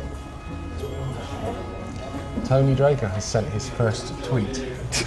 Now, we should say just the next one, we should say to people in Malta. In Malta. So, Kif, K-I-F. Yeah. Inti, I-N-T-I. Kifinti, grazie hafna, talitis aportioni. Yeah, how are you? Thank you very much for your support. You know, where they getting this scampi from? Scotland?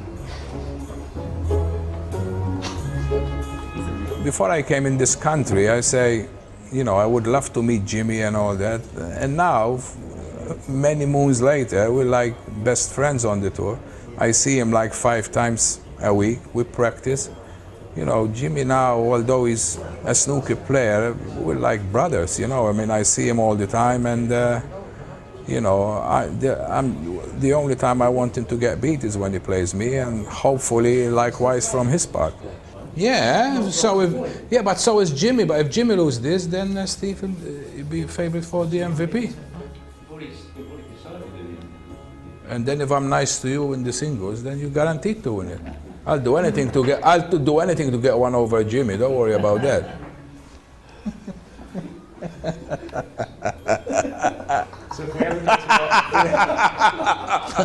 Well, I'm not exactly anorexic, but I played, I'll never forget it as long as I live. My girls, 3 of my daughters, there's a year in between them, and they were 6, 7 and 8.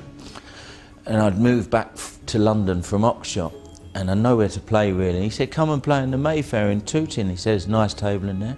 He said, we'll have a best of 15 for 50 quid. So I thought, okay, great. So I get there 10 o'clock in the morning. Thought, well, I'll just have 10 minutes, a bit of breakfast there.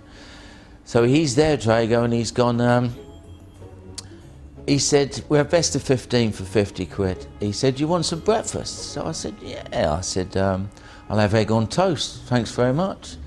So he's gone to the guy behind the bar. He's gone, egg on toast for Jimmy and the usual for me, eh, Dave? So I thought nothing of it. All of a sudden, this pizza's come. Why I mentioned my kids earlier on, this pizza's come, which would have fed my whole family. And not just is it a full-size pizza, it's got 12 chicken nuggets on it. So, and then we start playing half an hour later, and I watched him walk around the table. I thought, well, he's going to explode any minute. But he never, and he beat me 8-2. I'll never forget it, I was dumbfounded. But the way he just said, usual, hey, Dave, as though he had that every morning. What's this? It's a test. Test? Fuck the test.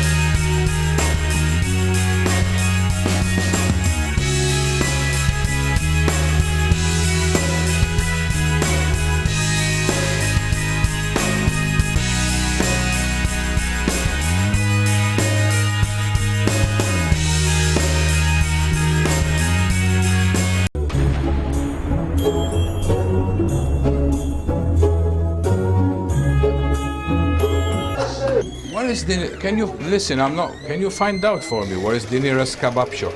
Is it what? Nearest kebab shop? Yeah, in between matches. I'm not joking. Serious. I'm starving. I can see that. I'm starving.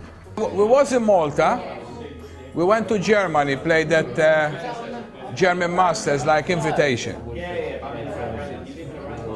Then I seen the worst shot I've ever seen is I'm playing Peter Ebden, right? 4-all against Peter Ebden. And I left him, I'm clearing up, so I finished touching ball on the black. The black is on the cushion behind its spot. So I'm touching ball. Imagine how bad shot I played on the pink. And I put the white behind the brown on the cushion and the black, so they are straight like this. Guess what he tried to do? He tried to roll dead on the black, touching.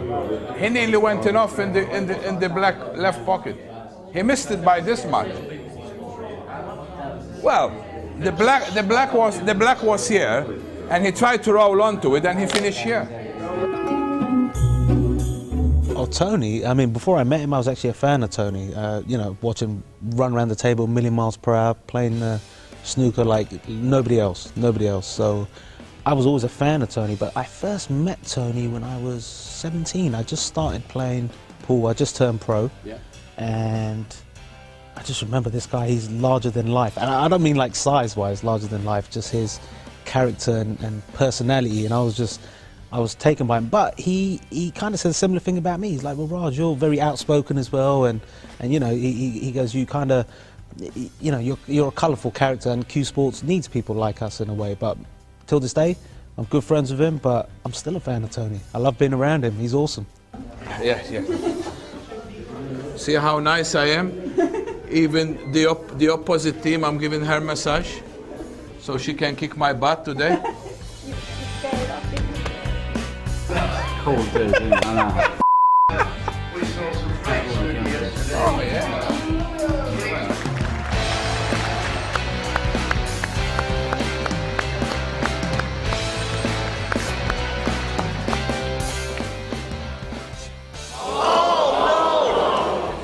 England 22. So, Tony, pots to black, we have a respot. And we have a respot.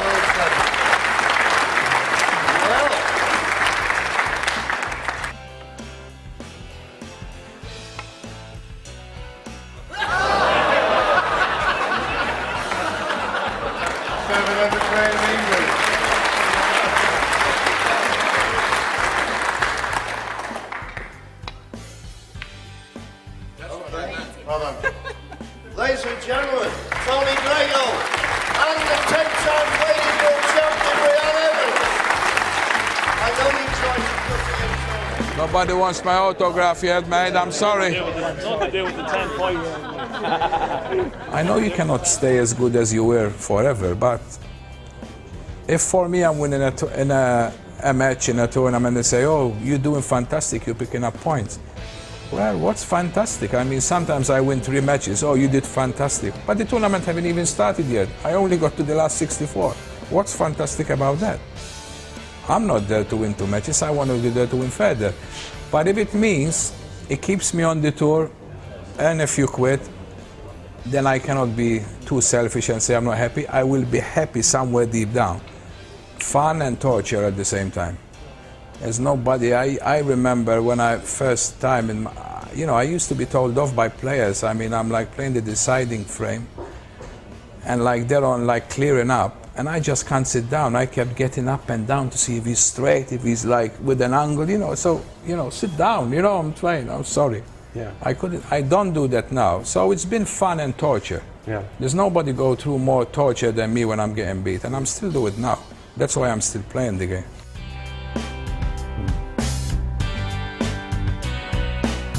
I want a motivator with me, not a coach. If you get one coach, good luck to you. But if you start going for a coach, you're not happy for another one, you're not happy for another one, you're not happy, then you go to bed, you don't know, oh, he told me for the short cue action, the long cue action. I don't believe that. For me, that's all brain damage. With too many coaches. If you have one coach that you believe in, good luck to you. Hit cushion, check side, and back for the arrow. Okay.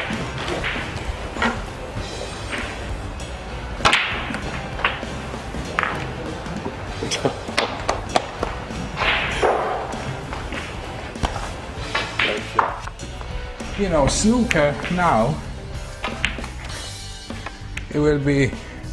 it's fantastic, but the fun of it will never get back to the 80s. No. There's not enough characters. Come on, Chelsea! Okay, I want to take you back to Malta. Right. Okay, because it's obviously a country very dear to your heart, but not somewhere that I believe you've been very often in the recent years. No, I haven't been home for about 29 months, which is like 2.5, 2 hours. Oh, 2 hours, 2 years and 5 months. So, if you go back home, Yeah. What's the first thing you do? Well, big hug to my mom, and I'll take her out for a big meal.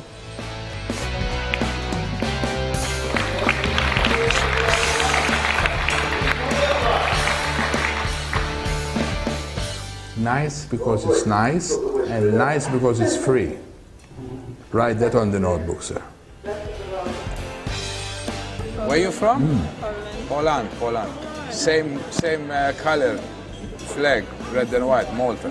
Oh, Malta? Yeah. Oh, yeah, it's just the other way, isn't it? We have a cross, that's all, we have a cross. Yeah, we have a big cross on the flag. I don't want to get very old on my own. Do you think it's tough to kind of have a relationship when you're It's out very on the tough. tour all the It's time? very, very, very tough because of traveling and stuff like that. I guess I always been selfish. I always put this snooker before everything else. I guess I always been in love with my snooker more than anything else. Oh no, I would never love anyone as much as my mom. If I had kids, yeah, because kids, it's kids, but I don't think I could ever been involved with a woman and love the woman as much as I love my mom, never in a million years. I never regret putting snooker ahead of anything else because I did nothing in life but playing snooker. Sometimes, as much as I love snooker, sometimes I scream and sometimes I hate nothing more than snooker, but I know it's for a couple of hours, couple of days more, I just love it so much.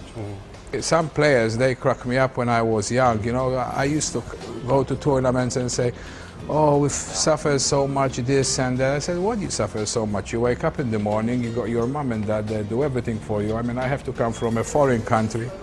I mean, all you have to look up. I mean, I look nothing further than Neil Robertson. That guy, I just take my hat off to him. You come all the way from Australia, fall off the tour twice, and then come back, become world champion, become one of the best players in the world. He will be remembered as one of the best of all time if he keep going like this. And he's the same. He came with a few quid in his pocket. So how can I forget Cliff? One of my best friends. I love Cliff. The only reason I mentioned Neil ahead of everyone else is because the distance of you have to travel. Yeah. And Kane, obviously, he was very successful, on the verge of being in the top 16 a couple of times. Great player.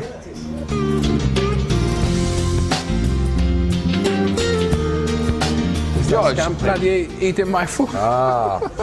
See, now we're talking. Now we're talking. Now you see the Drago at his best. Love affair with food is, well, when I said I put snooker first, food will come close to it, Matt. This is Scampi number 2. No, not really, no. Cheers. Thank you. Scampi number 2. Do you reckon there's enough scampi in the sea in Doncaster to keep you going for 11 days? Yeah, burn my mouth.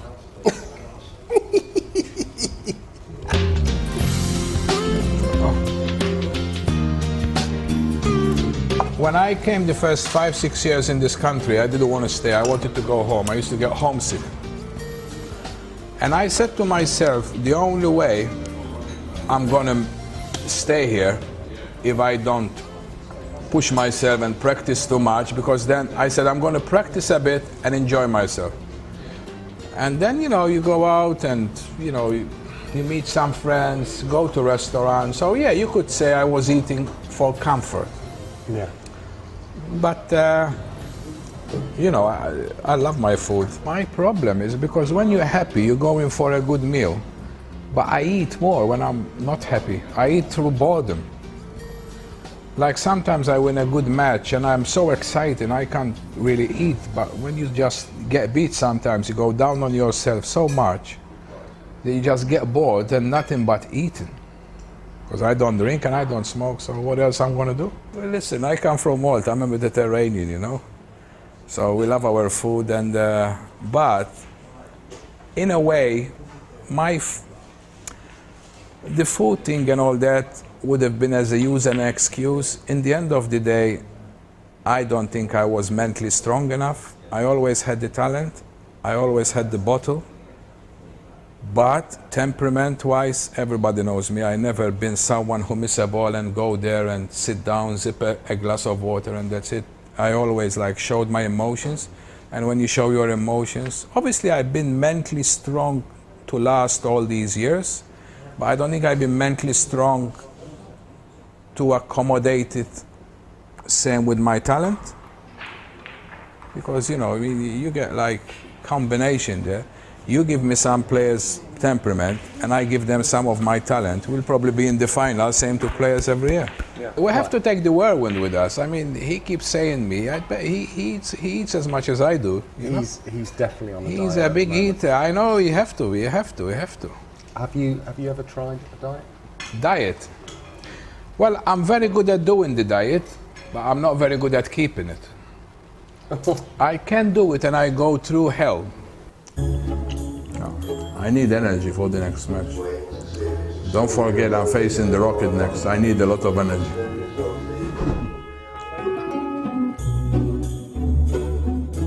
And now I'm eating, but I'm walking a lot because the weather is nice in London, so I just go for a 1 hour walk every day.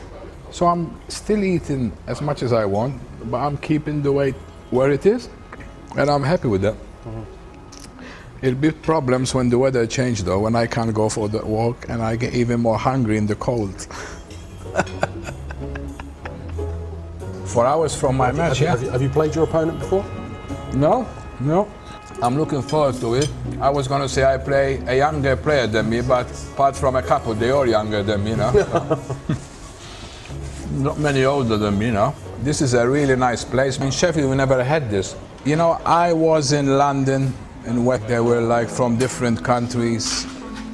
There was tables 3 times this size, full of cocaine in front of me. I'm there for 5-6 hours watching the television. I don't even interest. But that's me. You know. If it was Chinese? If it was Chinese, then it would have been different. Food though, not Chinese cocaine.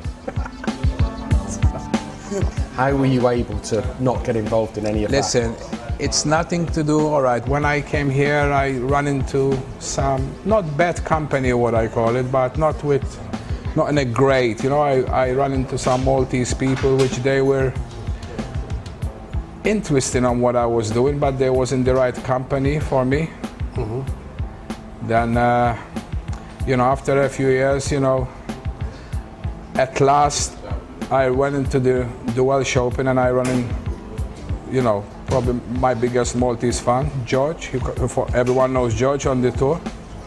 My country, the people in my country, the normal people like myself, they start for nothing and all that. I love them to bits. The people high up, the ones they like to wear in suit and tie, they were absolutely rubbish towards me. So, no. As far as Maltese people, I love the Maltese. I'm Maltese, of course. And, you know, people, I can tell you, hospitality-wise in Malta, they're lovely people. But these people that they always sit in the front with suit and tie, as far as me to them, the middle finger.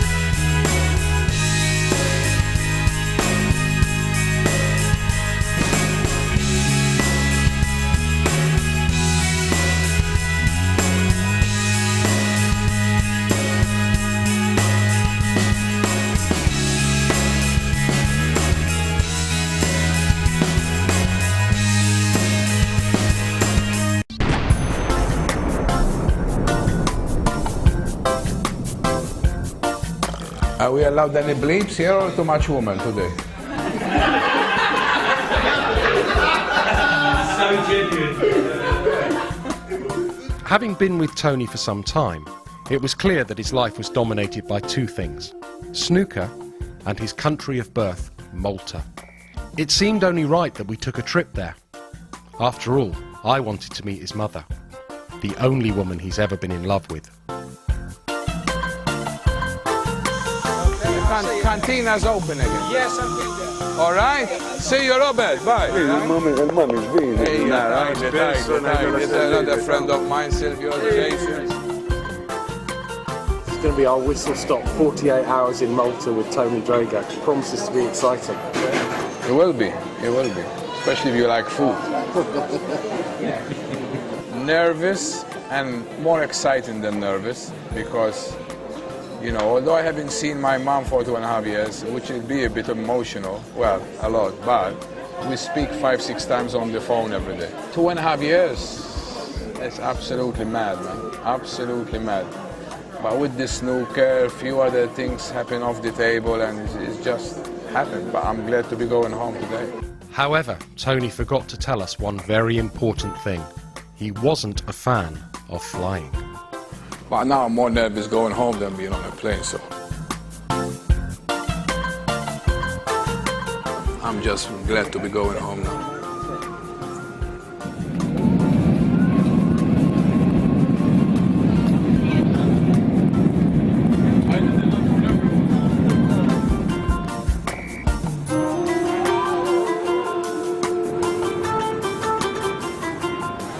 Welcome home, baby. Thank you, sir. Ciao. Bloody hell, that landing in the end scared the out of me. I mean, I'm not a pilot, but I might as well be because I flew so many times. I know everything. So, I don't think the snooker people will be flying if they say I'm the pilot. No. So how do you think my mother gonna see me? I look good, look fit? Yeah. Huh? You look good. Not too gaunt. What? You're not gaunt. Oh, am I? No. Eh? No. I'll kill you if you say that again. No, honest, I look good, Jay. It's not We will film us later. Hey, we will film us later. Hey, yeah. This is my gorgeous friend, Sandro. Hey, I just spoke to my mother. She sounds great. And I just wait to go and see her, give her a big cuddle and a kiss. Jeez, I'm sweating. This is good, Jace. I'm going to lose a few pounds before I go back to the UK. I'm sweating like hell already. It will be emotional, but not like, because some people, they... some Maltese in London, I say, when did you speak to your mom last? They said, oh, I spoke to her last week. Last week? I've been in England 30 years. I spoke to my mom 3-4 times a day for the last 30 years when I'm away. My father and my mother, they never lived together. Right. So, like, my father, you know, he did it in a way, the way that he didn't want me to grow up gambling and all that. And my mother is one of those that, as long as I'm happy, whatever I'm doing, as long as I'm not breaking the law, do it. If it means go and play for money, which is not supposed to do, as long as I'm going home with a smile on my face, do it. She just wanted to see me happy, even now. So, yeah, my mother is everything to me. You say something to me, it goes by. You say something about my mother, you're a dead man. My father was like always in the club. See, my father said a funny word to me once, because my father was a very, very good card player. He played cards. Nobody would gamble with my dad in cards. And in the end, when I grew up playing snooker, he said, me and you cannot earn a living now. He said, nobody plays you in snooker and nobody plays me in cards. So I was gambling, and 1 minute I see everyone running away. So I said, what's happened? They said, police coming. So I look, and my father is coming. He didn't know I was there. So I jumped about maybe as high as the ceiling and half, and I went to hold with my hand, and my hand went like this.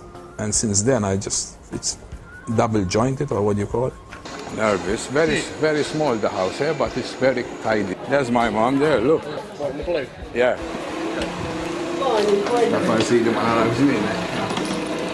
All right. Oh, okay. Welcome. Hello. Good morning.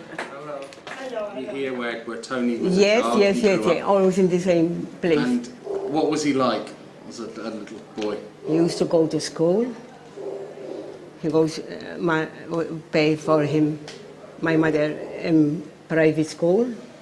And you know, and I knew that he's coming from the school because from the other corner up there, he said, Mom, come and make my homework because I'm going to play snooker, okay? So I have to do the homework. So you did his homework for him Yes. while he played snooker? Because he wanted to go practicing snooker. He was 8 years. When he was much small, he even got on the table because he was small. When someone have a little talent, they'll send them around these places. Yeah. Because this and another couple of clubs is where they used to have, because I used to play on 3/4 tables, but this is like full-size tables. So this was the best club, was it? Yeah, oh yeah, this is where good players came out of this club. They never used to let me play on the full-size tables because I was small. Right. And now, a few years later, they all ask me to go and play like an exhibition or something. I said, no, just remember about 30 years ago, I said, I ain't playing now. No chance. This is where it all began for a young man, which is I'm very old now. This is it, from man. Valletta to the Crucible. This is where it all started from me. Oh. Ciao, it's me. All right. All right. All right. Jace, these are all my friends, yeah? This is called Pula. This is when I used to come here with no money and leave with 20 pounds. The guy, yeah, Joe. He's just saying. Always with the friends in here, you know, bring friends, go to the pictures. Once there's a film of Kung Fu. He was fond of Kung Fu. He wants to see him He knows I'm fond of Kung Fu. twice, 3 times. And he didn't want to put him inside because it was 18 years to get They wouldn't inside. let me go in, yeah. You know? And he put up the cantina, stai di là. I went up 4 stories up and I go like this. And now, when we leave the house, I'm going to show you what I used to do. Yeah, it's absolutely mad. Well, you broke into the cinema? Yeah, yeah, and he was... Just broke into the cinema. Because you weren't old And enough to sometimes see she doesn't mind me saying this now because I'm grown up. Me and my friends, sometimes we used to go and see like other movies, you know, the 18, the adults. Yeah, so they wouldn't let me in. So we used to break windows. It's always after gates, you know? Okay. There. It's been...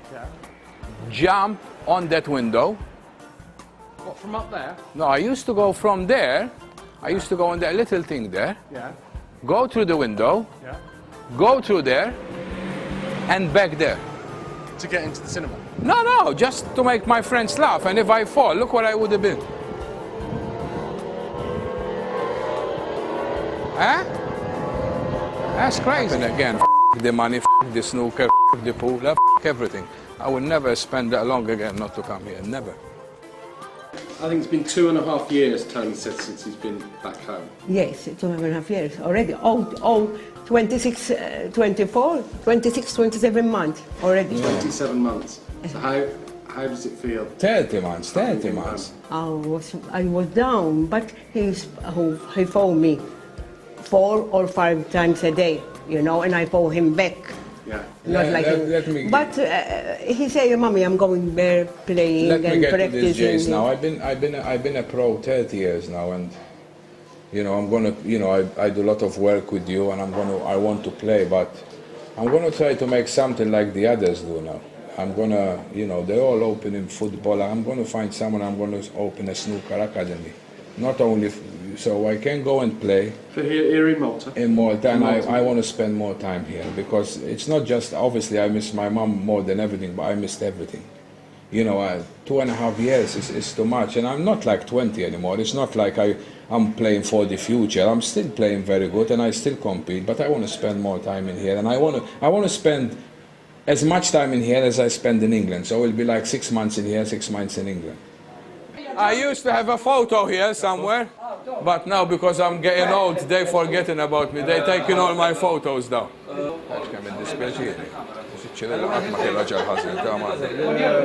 I'm a bit heavier now. 15.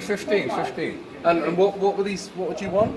These are the trophies that I won. These are the silver cue. I won my first pro-am in Birmingham. Up to that time? No, I was 17. I was 17. Up to that time, 17. Because that's the silver cue I won in Birmingham. Right. Yeah, okay. If it wasn't for Johnny here, we wouldn't be here today. Nobody took interest. He's the only, because he loves the game. And he opens like 5-6 hours every morning. And do you still follow Tony, see what he's doing? I was there every day. Yeah. Follow him on the computer? But when I saw him with Alan McManus, I was nervous. Yeah. See, I told you. You remember that? This is the trophy. Look, I'm going to take it to my mother. Now. That worth about £3,000. Yeah. Thank you. Ciao, Frank. Ciao, hey. Ciao. Thank you. Oh my God! I never seen this. Oh, vodka. Oh my God. Hey, Mum, there's no vodka in it. He emptied it. He did. He emptied it. But that's Very what nice. Tony won for being the best player. Meta labna ma Sullivan u ma Dawdi. I see. I want to spend more time in here because I'm happy in London, in England, but you know, when I landed in here yesterday, I know how much I missed it as well, you know.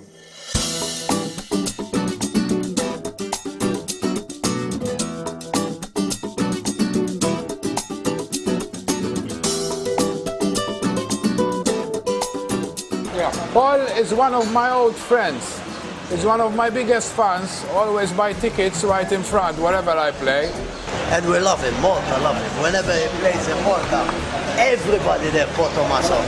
The crowd is amazing, yeah? Like I said, him and his brothers, they used to buy like, not ticket for every day, the ticket for the whole week. We always trouble. We swear all the time. And we used to have the old guys, you know, like 70, 80, and when we hear us swear, Tony, Paul, leave out. Come later. Come later.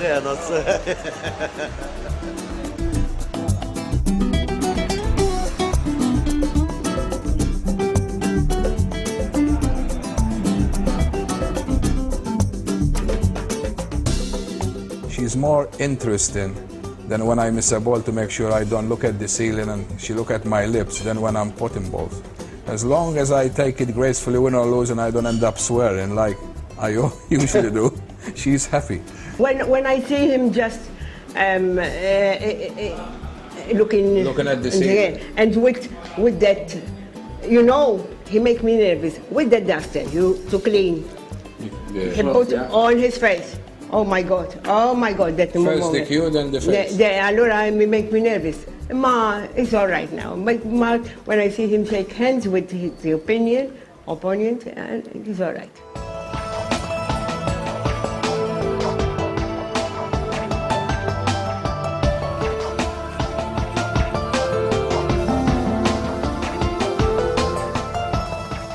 And I made 60, and I missed a red, and Stephen knocked in a long red. And you know what's going to happen after that. Stephen in the 90s knocking a long red, you know it's going to be 61 or 62 clearance.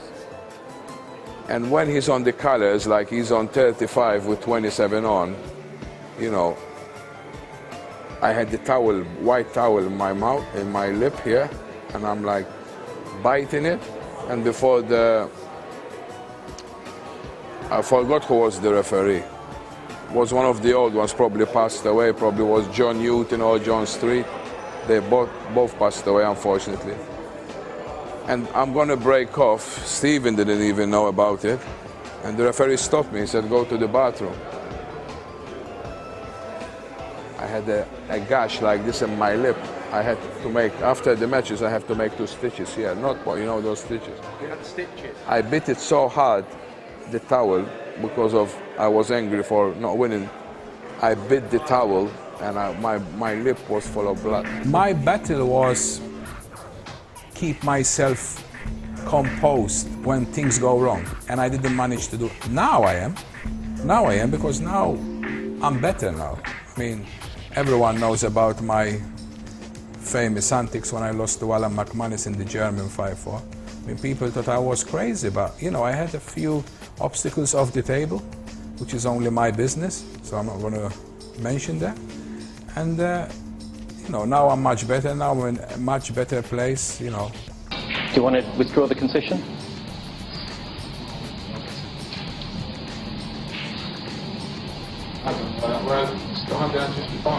Yes. Would you like to withdraw the concession now and can choose that? Alan? You happy to take the concession? Aye?